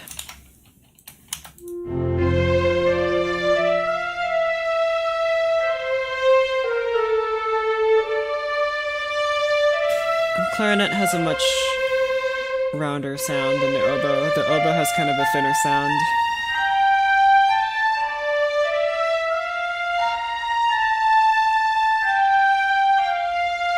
I preferred the oboe, so I'm putting it back in oboe.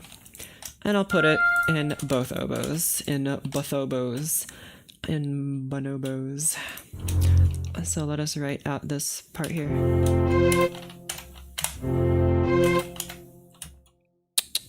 Let's write out the bass notes first. So 1, 6, 3, 5/6, 6, D,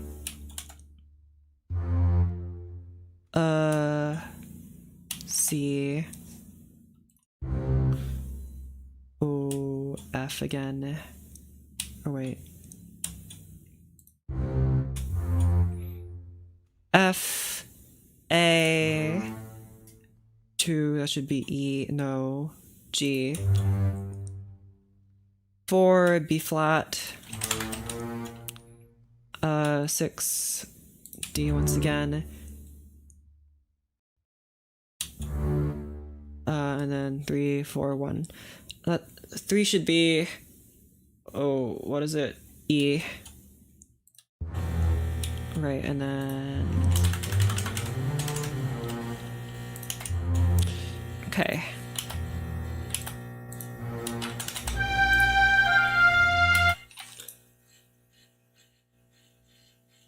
You like my low hum of my air conditioner? I can't do anything about this. I mean, I guess it could turn it off. I don't know why it makes that noise. It's really annoying. Oh well.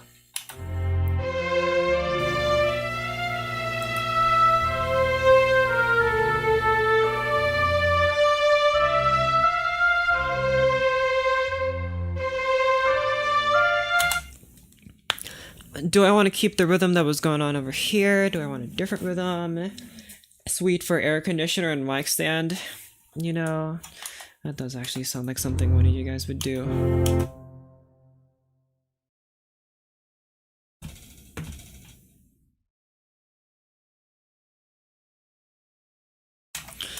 Try this. Okay.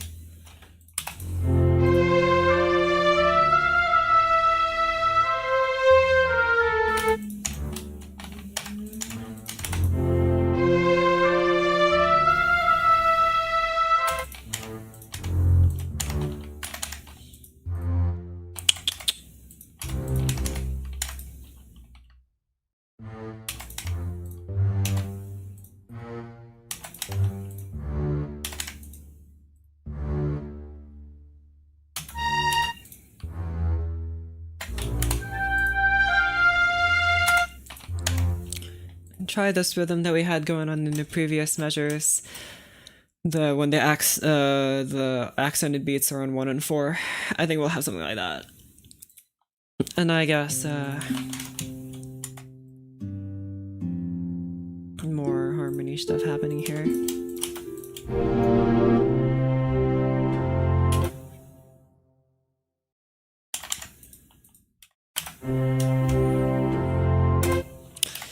And have y'all help out with these notes.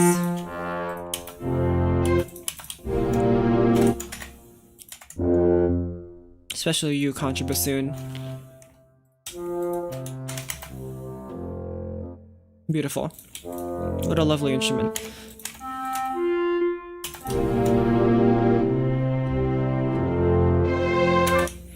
I gotta be careful here, because I don't... if too many instruments play too much harmony, it's gonna sound very, very messy. So I need to be very careful here with how I write this. I think the woodwinds ought to have most of the harmony part. The oboes and the violins take the melody. The brass and the strings play the fundamentals only. And the brass plays shorter notes as to not overpower everything. That's like my game plan for making this work.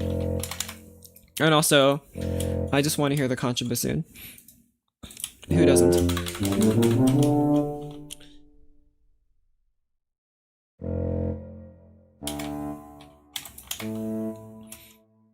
You know what? Since you're the contrabassoon, just play everything this guy's playing. Oh wait, I forgot to mark you as Arco.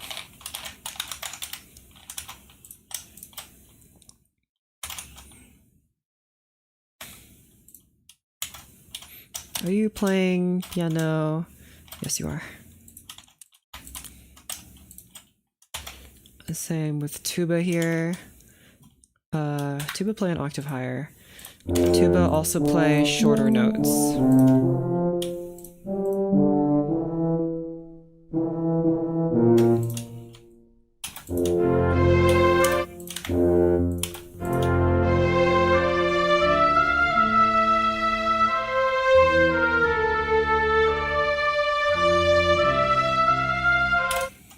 Okay. And then... do I want you to just copy what the tuba's doing? You know what, for starters, let's do that. Let me make sure that y'all ain't selecting none of this. And there you go. Just do this for now. Yeah, this should be fine. You guys are playing within acceptable ranges. Everything seems to be in order. Well, no, it's well within acceptable parameters. And I think over here, I think you guys will do the same.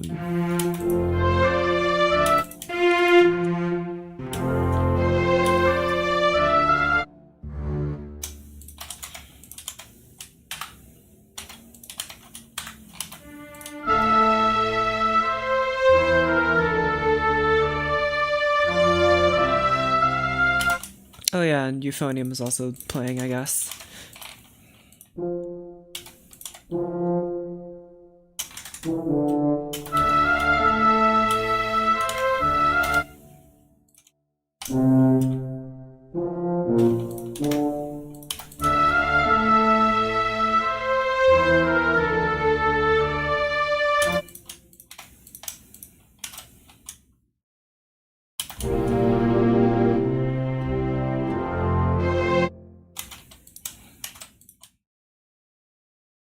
Okay, and now woodwinds, you guys are getting the bulk of the work.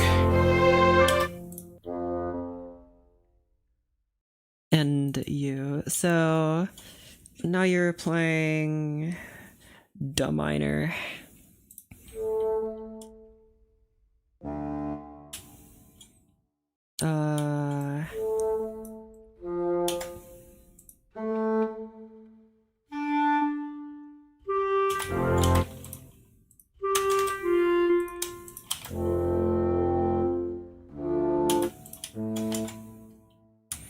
What is this? Oh, A minor.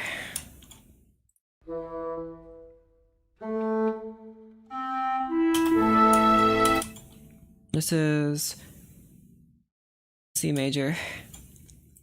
I don't know why I had to verify that in my mind, because it was in fact true.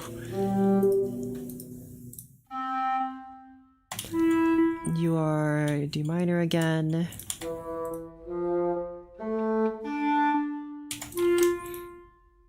There's probably a parallel fifth in there somewhere.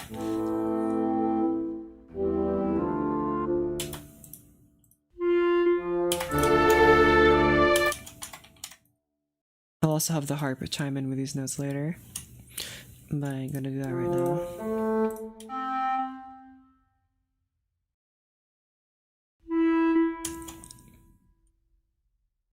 A minor again.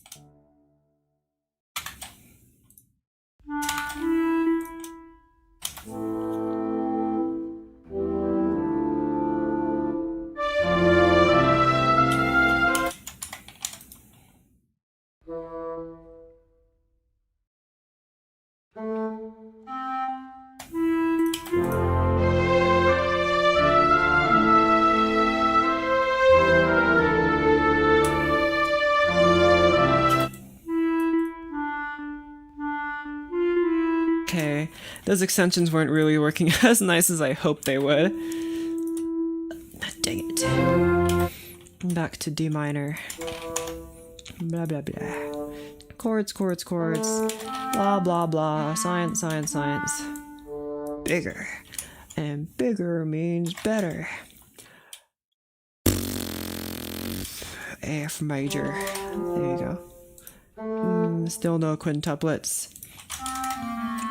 If you want quintuplets, you'll have to look somewhere else.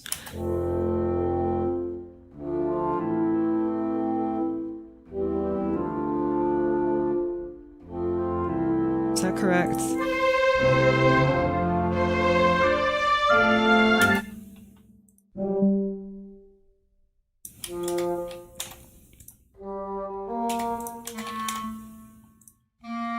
Oh, you guys are enharmonic now. Or not enharmonic, playing in unison. Bassoons should play together.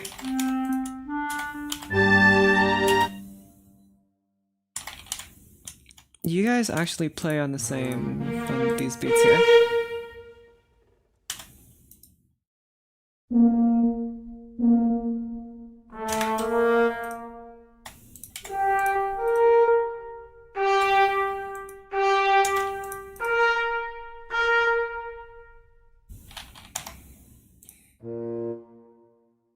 What is this for?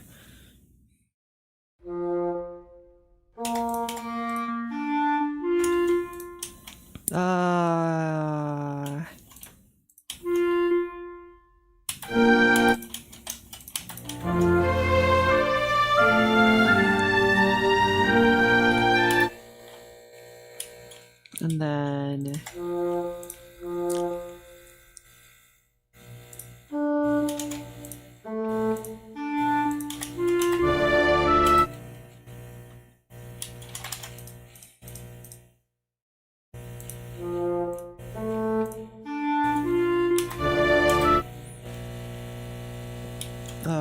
A minor right here. That's my air conditioner impression. Let's try your B flat now. And back to 1.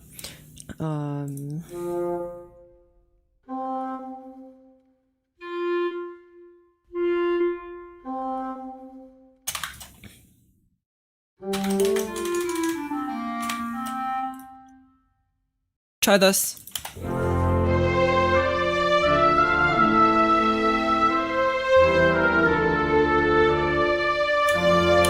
Horns, you need to die off sooner. Get killed off.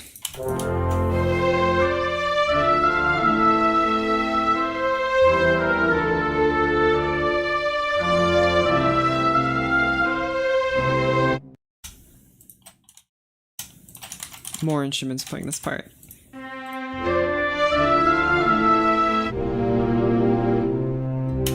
Nah, violas need to play that at least.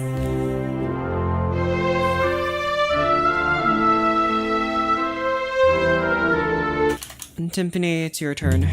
Play some notes.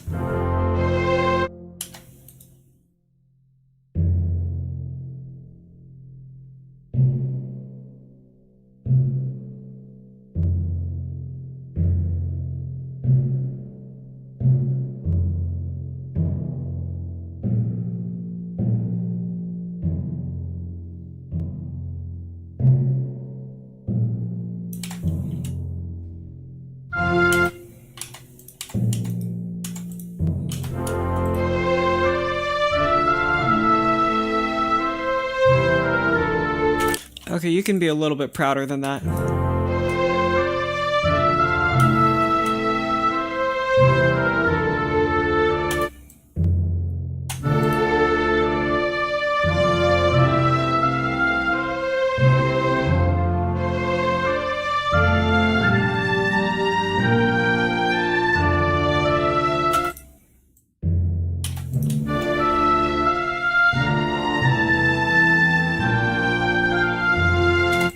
Okay, quieter though, don't play too loud. And I think here there needs to be something else. Okay. Here it was just that the chords keep playing.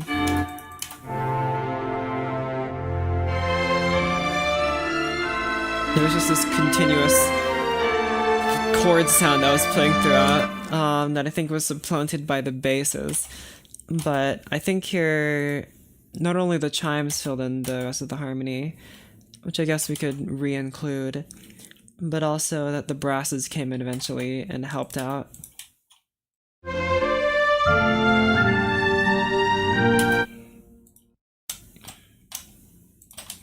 At this figure here, let's have not you,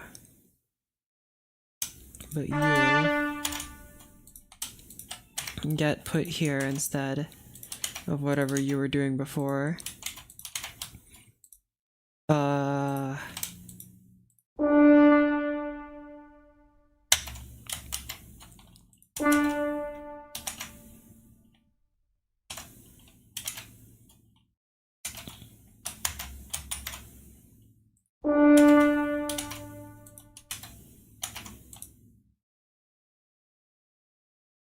What? This technique worked before, why ain't it working no more? Alright, W in second voice. Don't show me that message ever again. You keep showing it to me and it's not making me happy. What are your air conditioner's pronouns? I have no idea, I've never asked it.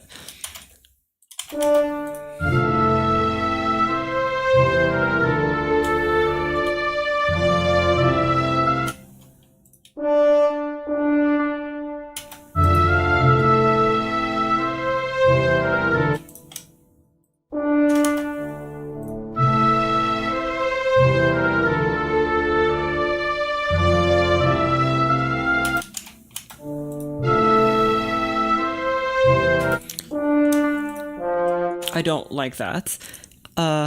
You guys can just stop playing instead. There you go. Now what I wanted y'all to do here is to play this figure. But not that high because you're trumpets.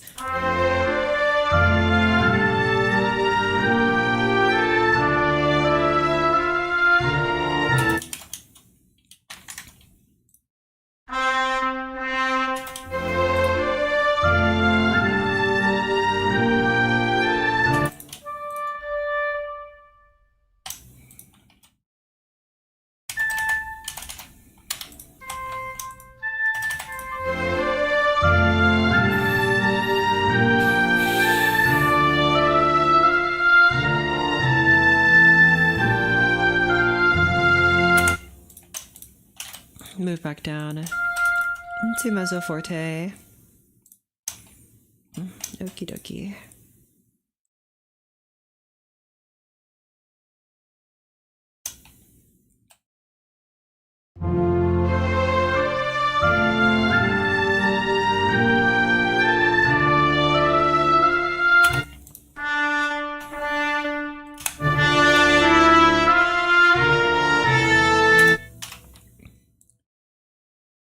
Down you go. That's way too loud.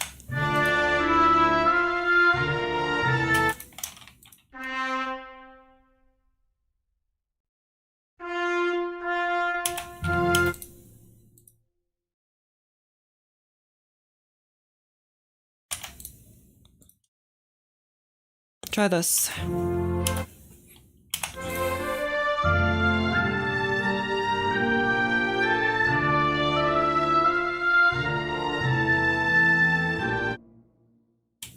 Louder.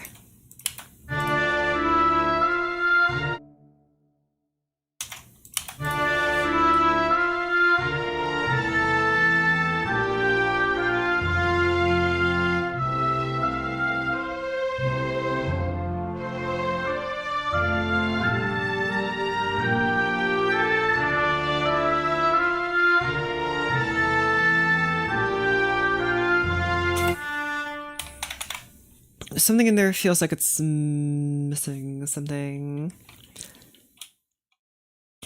I think it's just not quite dark enough. It's all in the treble with the violins and the violas. When there's a pause, it feels a little too airy.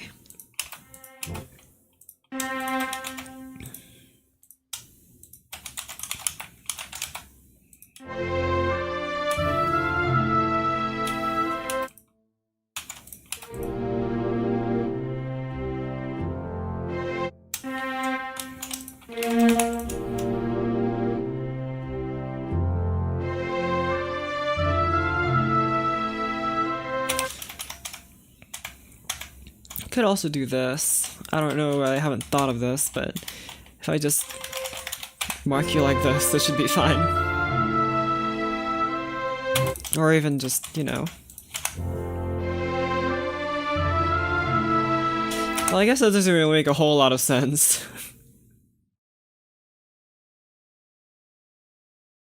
It would probably make much more sense if I just did this.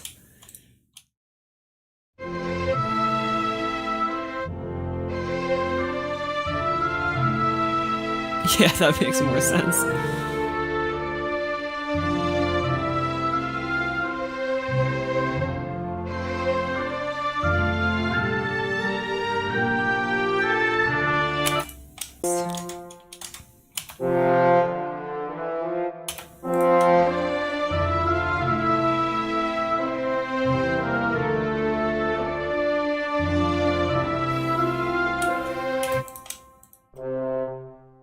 Okay, that seems like a good start, but just get rid of these notes.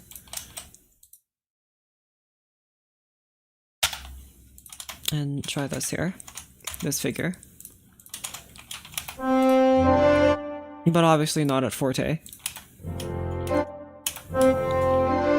You know what, just don't even play at forte. Oh wait, I just realized that I put you guys a quarter rest off in the melody.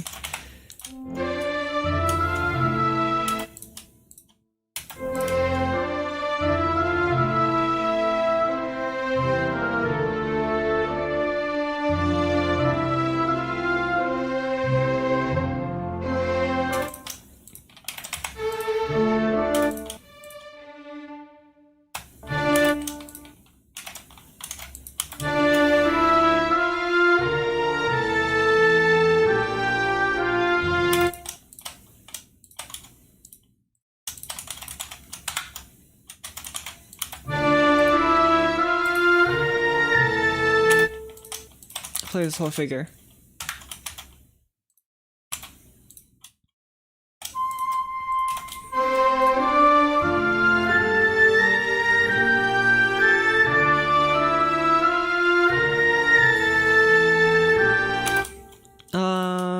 Since you're flutes, you really don't need to do a crescendo here. Just stay at your nice mezzo forte. Quieter.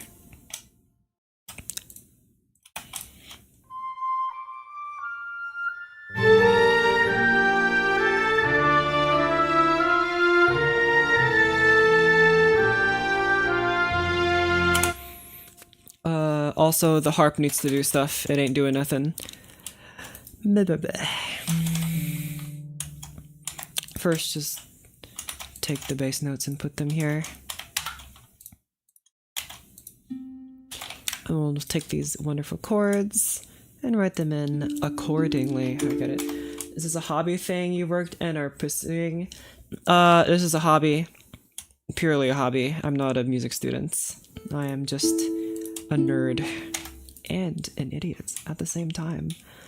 And I'm writing music for you. Yippee. Okay. And then you shall be do minor again.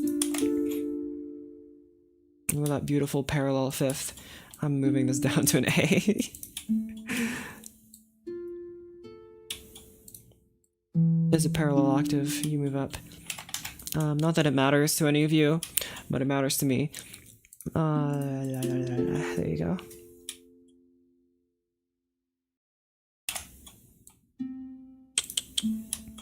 You are one chord. You are a minor chord. Not like a minor chord, but you're a minor chord. But not like a minor chord. You're not like the A minor chord, but you're a minor chord.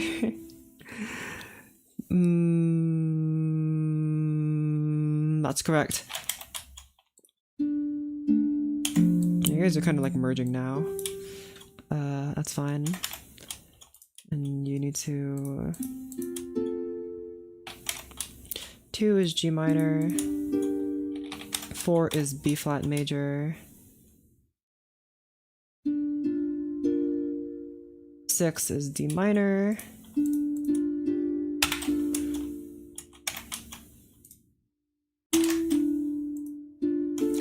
3 is A minor. Yes, it sure is. And then back to B flat major. And then back to F major. Alright, easy peasy. I'm not sure how much the harp is going to add. If I make it play louder, it'll probably do something. Try this. You're too loud.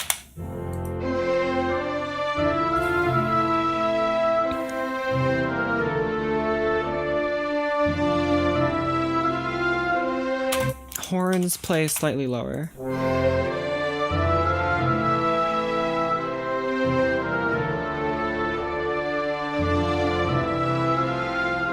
Don't do that. I don't like that.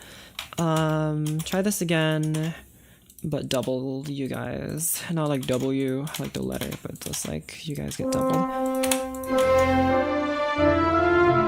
You're too loud now. Quieter. I think just having more horns might be a better thing to have.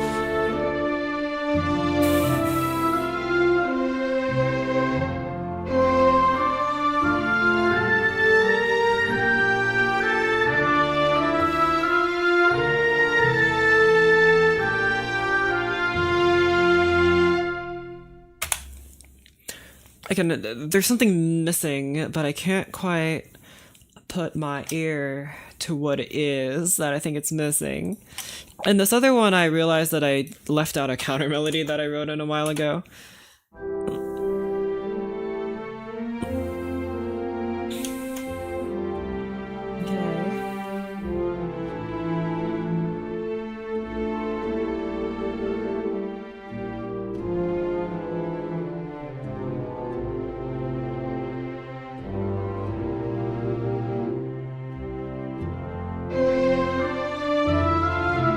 See how much louder the melody is now? Like it feels a little jarring. I need to boost the melody of you guys. You guys play mezzo forte instead. Horns can play slightly louder.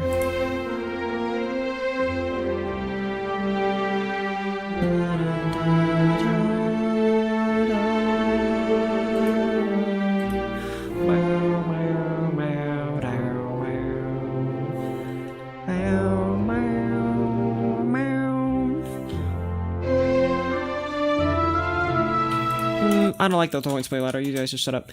I made this part... I made the whole piece quieter because it started getting kind of loud. How long can you finish this? Like, how long is it going to take for me until I'm done with it? I have no idea. Probably 200 years, but at the pace that I'm going, at least. Let me listen back to it at a lower volume. Maybe it'll help me pick out any dynamic problems.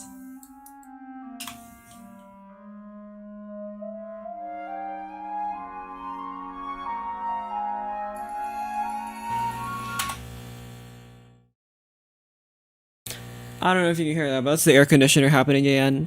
I think I'm just gonna have to beat it with hammers until it cooperates with me and shuts up. Unbelievable. What a stupid machine.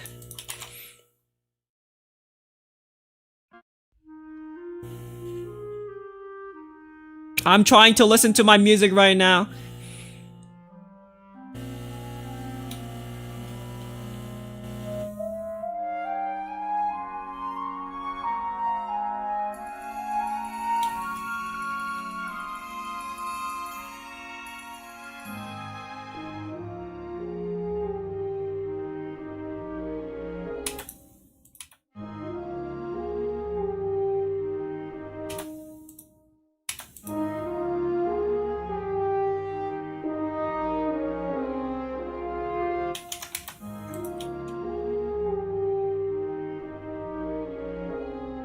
One of the most important things when you're orchestrating is to remember that there is a very careful balance that you need to find between the melody and the harmony. And I think I've kind of lost that in hearing this multiple times.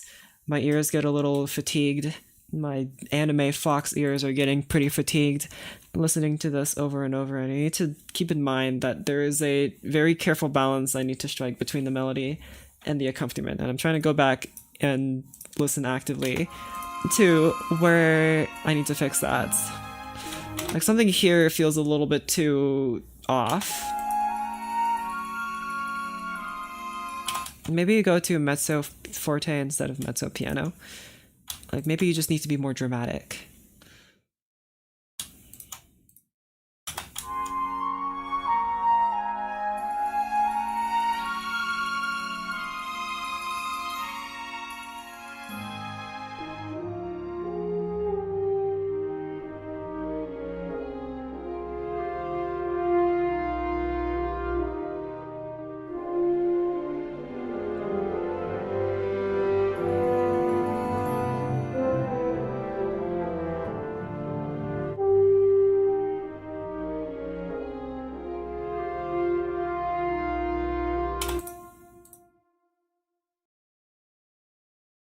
Louder counter melody. Not that loud.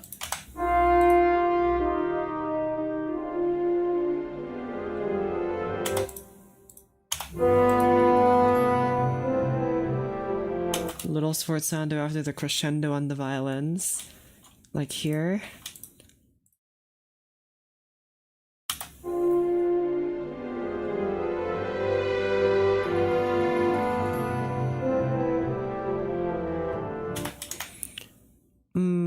I think if something is going to happen, some dramatic change is going to happen like that, it's going to be in one of you dudes. So like a horn would the melody would have to do that. The first part, oh, like here, where the strings like pierce through the flutes. Okay, it's just gone. Maybe a forte piano would be better. Where did they go? Maybe sforzando is what we're looking for. Nope, it's like they get shot while they're playing. Please play the melody as I ascribed. Not the best with dynamic changes. Yeah.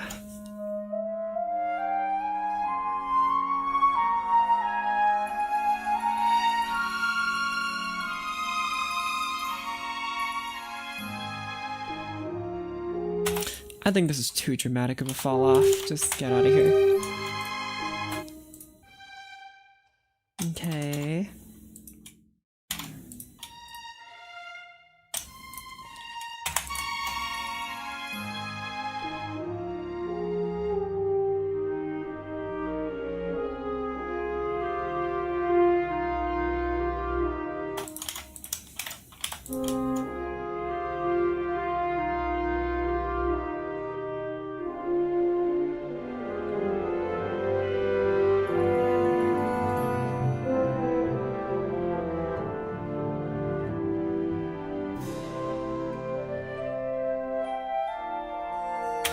Longer pause here.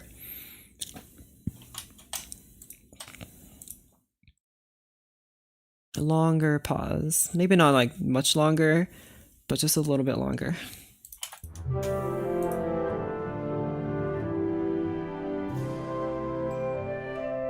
Better, much better.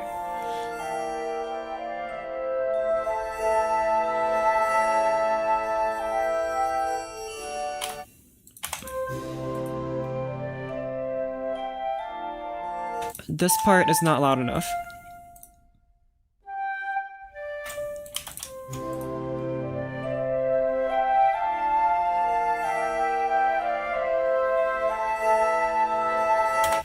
Do a much more dramatic crescendo.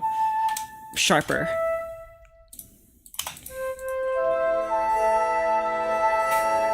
No, you gotta do better than that, man. Louder. I mean, I guess you guys are playing in like your middle range, so there's not a whole lot you can do. But some very pretty harmonies. Well, thank you very much. I try. I think the clarinet would have a much easier time distinguishing between mezzo forte and fortissimo like this, but I think the flutes will be a little less, actually much less good at determining that. Yeah.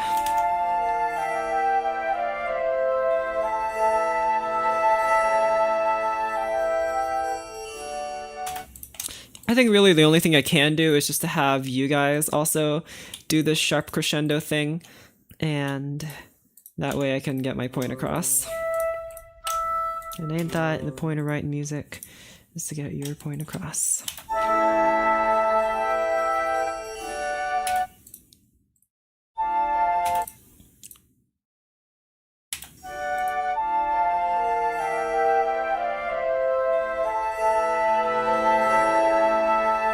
That's a little better. If you want a really dramatic crescendo, instead of doubling the first flute part, have it be one instrument per part and add third flute on the crescendo. That would work. Let me get rid of y'all. Goodbye, flutes.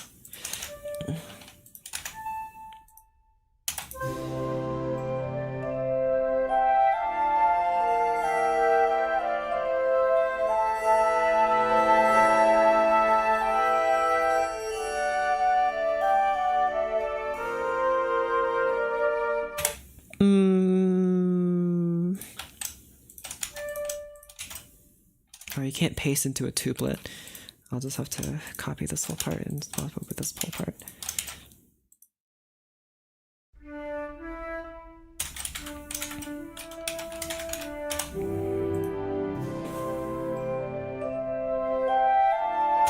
I want to be able to hear this notes. And try this.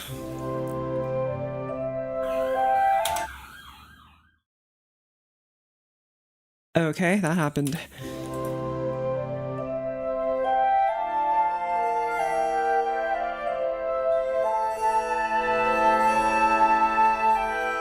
Okay, now you're a little too dramatic, my friend.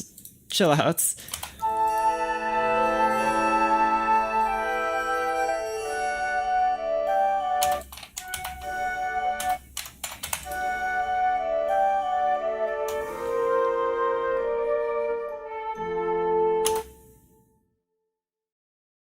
Start from piano to forte. I just feel like it won't make its presence heard very much. That feels a little bit too dramatic for me.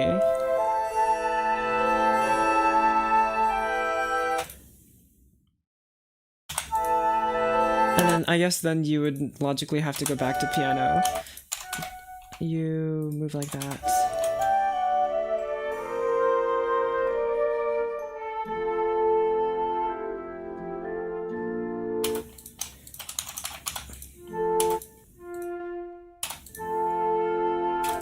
Quieter.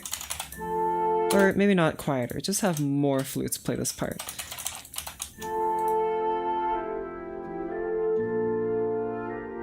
Louder. Quieter.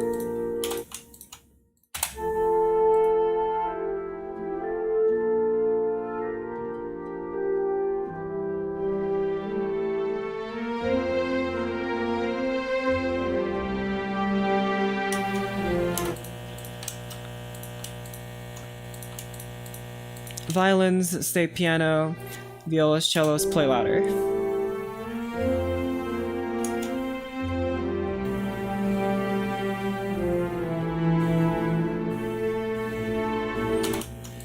horns also a bit louder. Maybe even louder. Don't do that.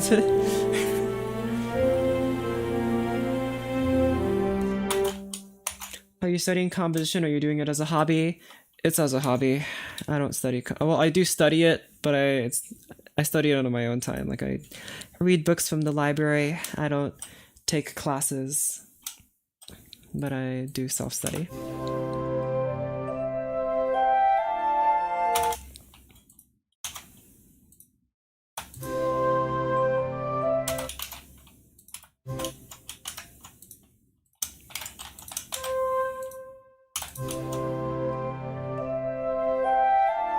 Okay.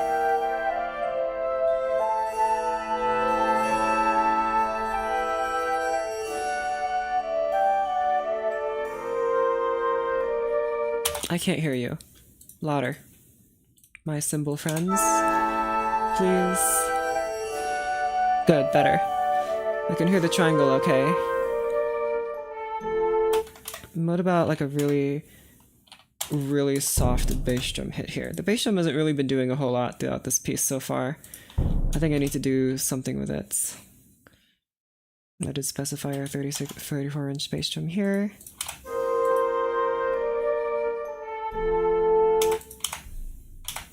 I cannot hear you.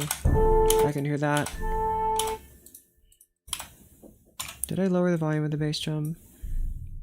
I did not. It is the volume that I set it, or that it's default. Okay, that's too loud. Then we'll just stick with piano then.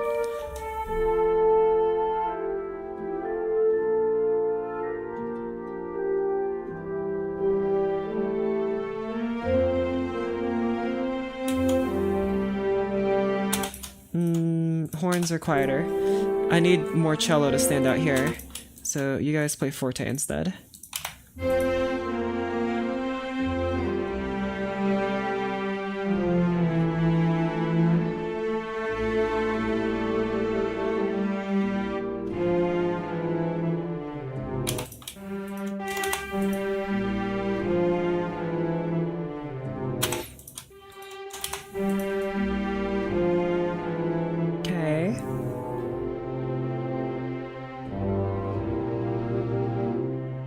Horns are so loud. Why are your... What is happening here? Stop doing that. Just do a normal decrescendo. What the heck is this?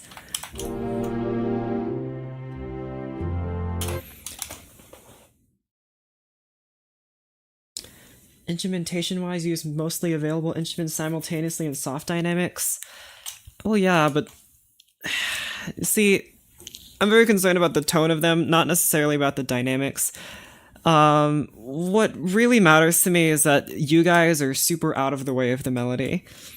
I mean, I know I can just pile on more instruments later to have a bigger sound, but this is just 4-part harmony in the bassoons and flutes, and then you guys are just playing along quietly. It's mostly just to fill in the gaps. The crescendo needs to be done by the melody, not by the accompaniment.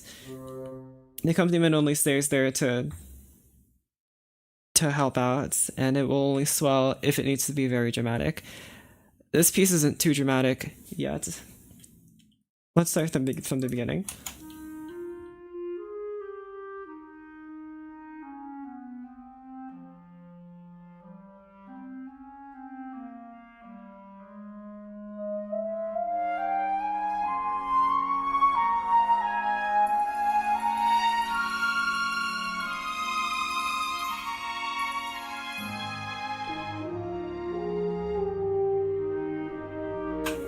I think it can be a little louder.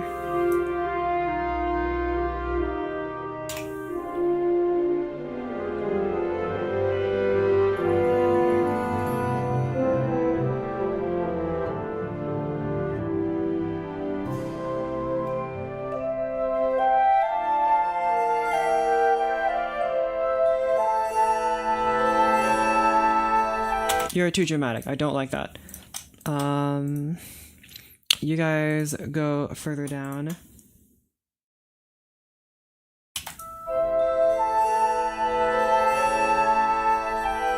all the unisons will make the part be less dolce and sound more like a massive sound instead of a solo line. I mean, I guess. That's not wrong. But I mean, I think my accompaniment is pretty simple. It's woodwinds here, it's strings in this part here, and then the woodwinds come in, and the strings come in, and then it's woodwinds only. And then for this big grand sound that I stole directly from Jupiter, it's this. I did steal that directly from Jupiter. So...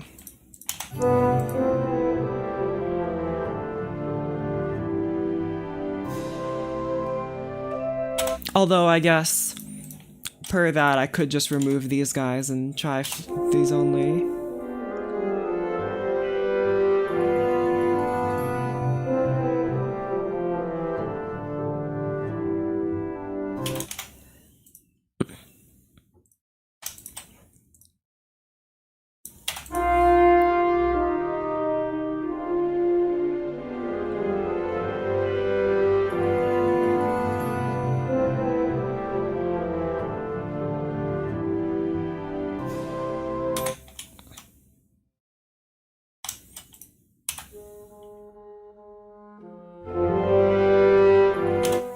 You guys need to be louder. I cannot hear you.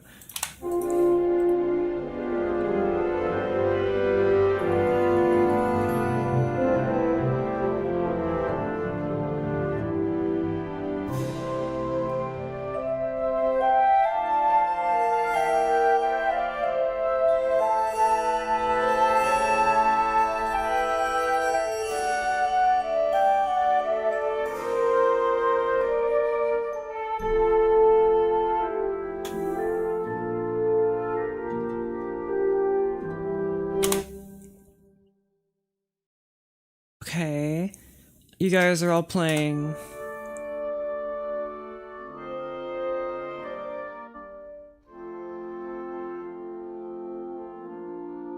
Part here.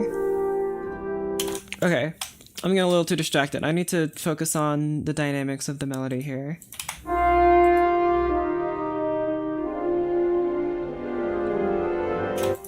Don't decrescendo that hard just yet.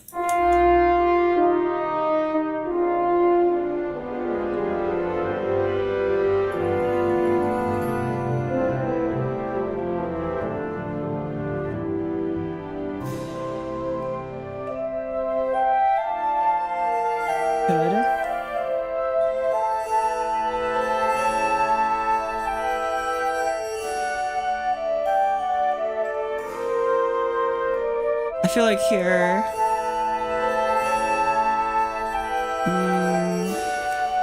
I was thinking of adding a little more percussion to make that stand out, but I don't really know what I would add, actually. That would not sound like a bunch of crap.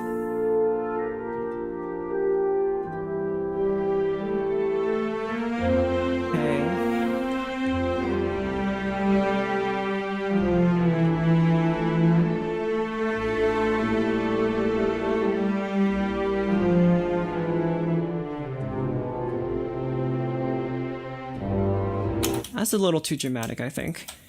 Also, why is this random decrescendo here? You move from, like, forte to also... You guys aren't even moving. So, stop it.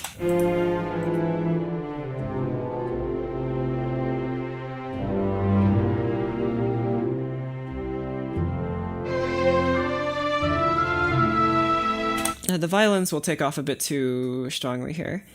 I think I need to... not have you guys decrescendo so hard.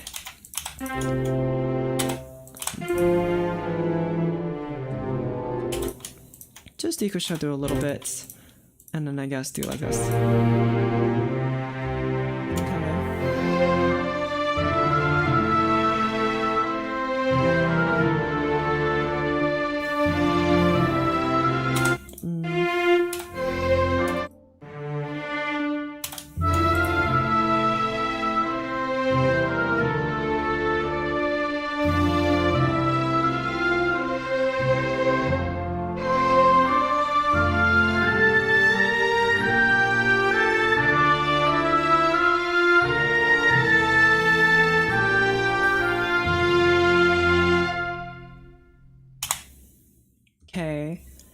Don't rely too much on Muse Sound's balance. I know it's kind of crappy, but I do what I can to make it sound fine.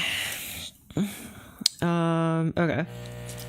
So here's where all the instruments will start coming together because this is leading up to a climax that I've already planned out. So at this point, all of the instruments are going to start playing together. At these beginning parts though, not so much. I feel like this melody isn't nearly loud enough. But it's probably fine. Man, my air conditioner is really pissing me off. I'll turn it off again and show it what the for. I think you can adjust velocity in MuseScore at least, but like if I set you to 100, I think you'll be slightly louder. Nope, you're not. At least I can't hear it. I also haven't been putting these slur marks everywhere. I've been kind of neglecting them.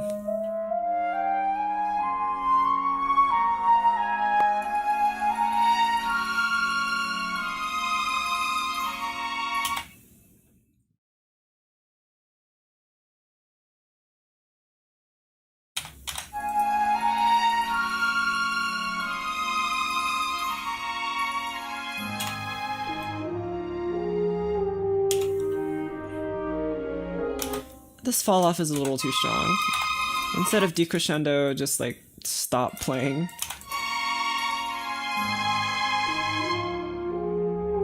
You're so loud. It just stops. Try this. That doesn't feel good at all either. Bigger decrescendo. Do this. And go to like mezzo piano or something.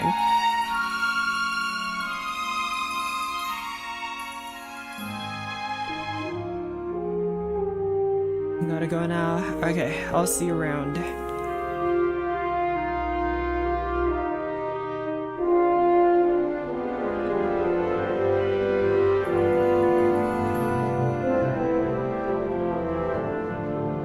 I think you guys ought to be a little bit louder, maybe.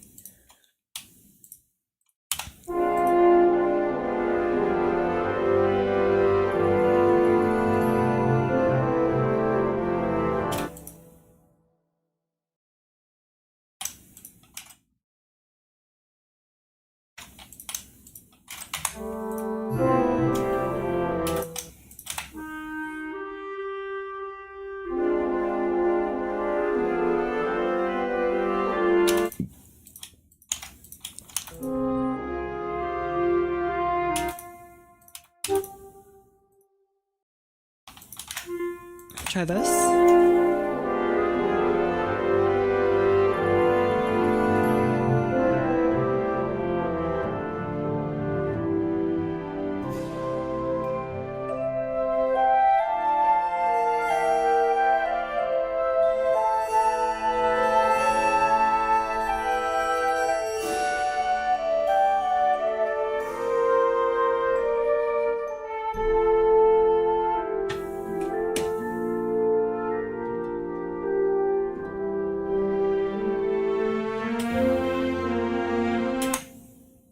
Okay.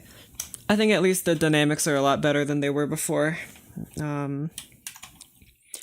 I'll probably have to sit on this for a little bit, but that's gonna be it for me because I'm sleepy and I want to go to sleep. I'm not actually gonna go to sleep, I'm just tired, so I'm gonna go lay down and I'm probably gonna take a break from writing this one specific piece for a while so my ears get used to not hearing it anymore, whatever. My ears will adjust, whatever. My ears are going to do something about this piece because I'm starting to get a little fatigued just listening to it over and over, and I'm sure you guys are as well. I'll try to find something else to work on next time. So I'll see you guys later. Make sure to subscribe and join the Discord.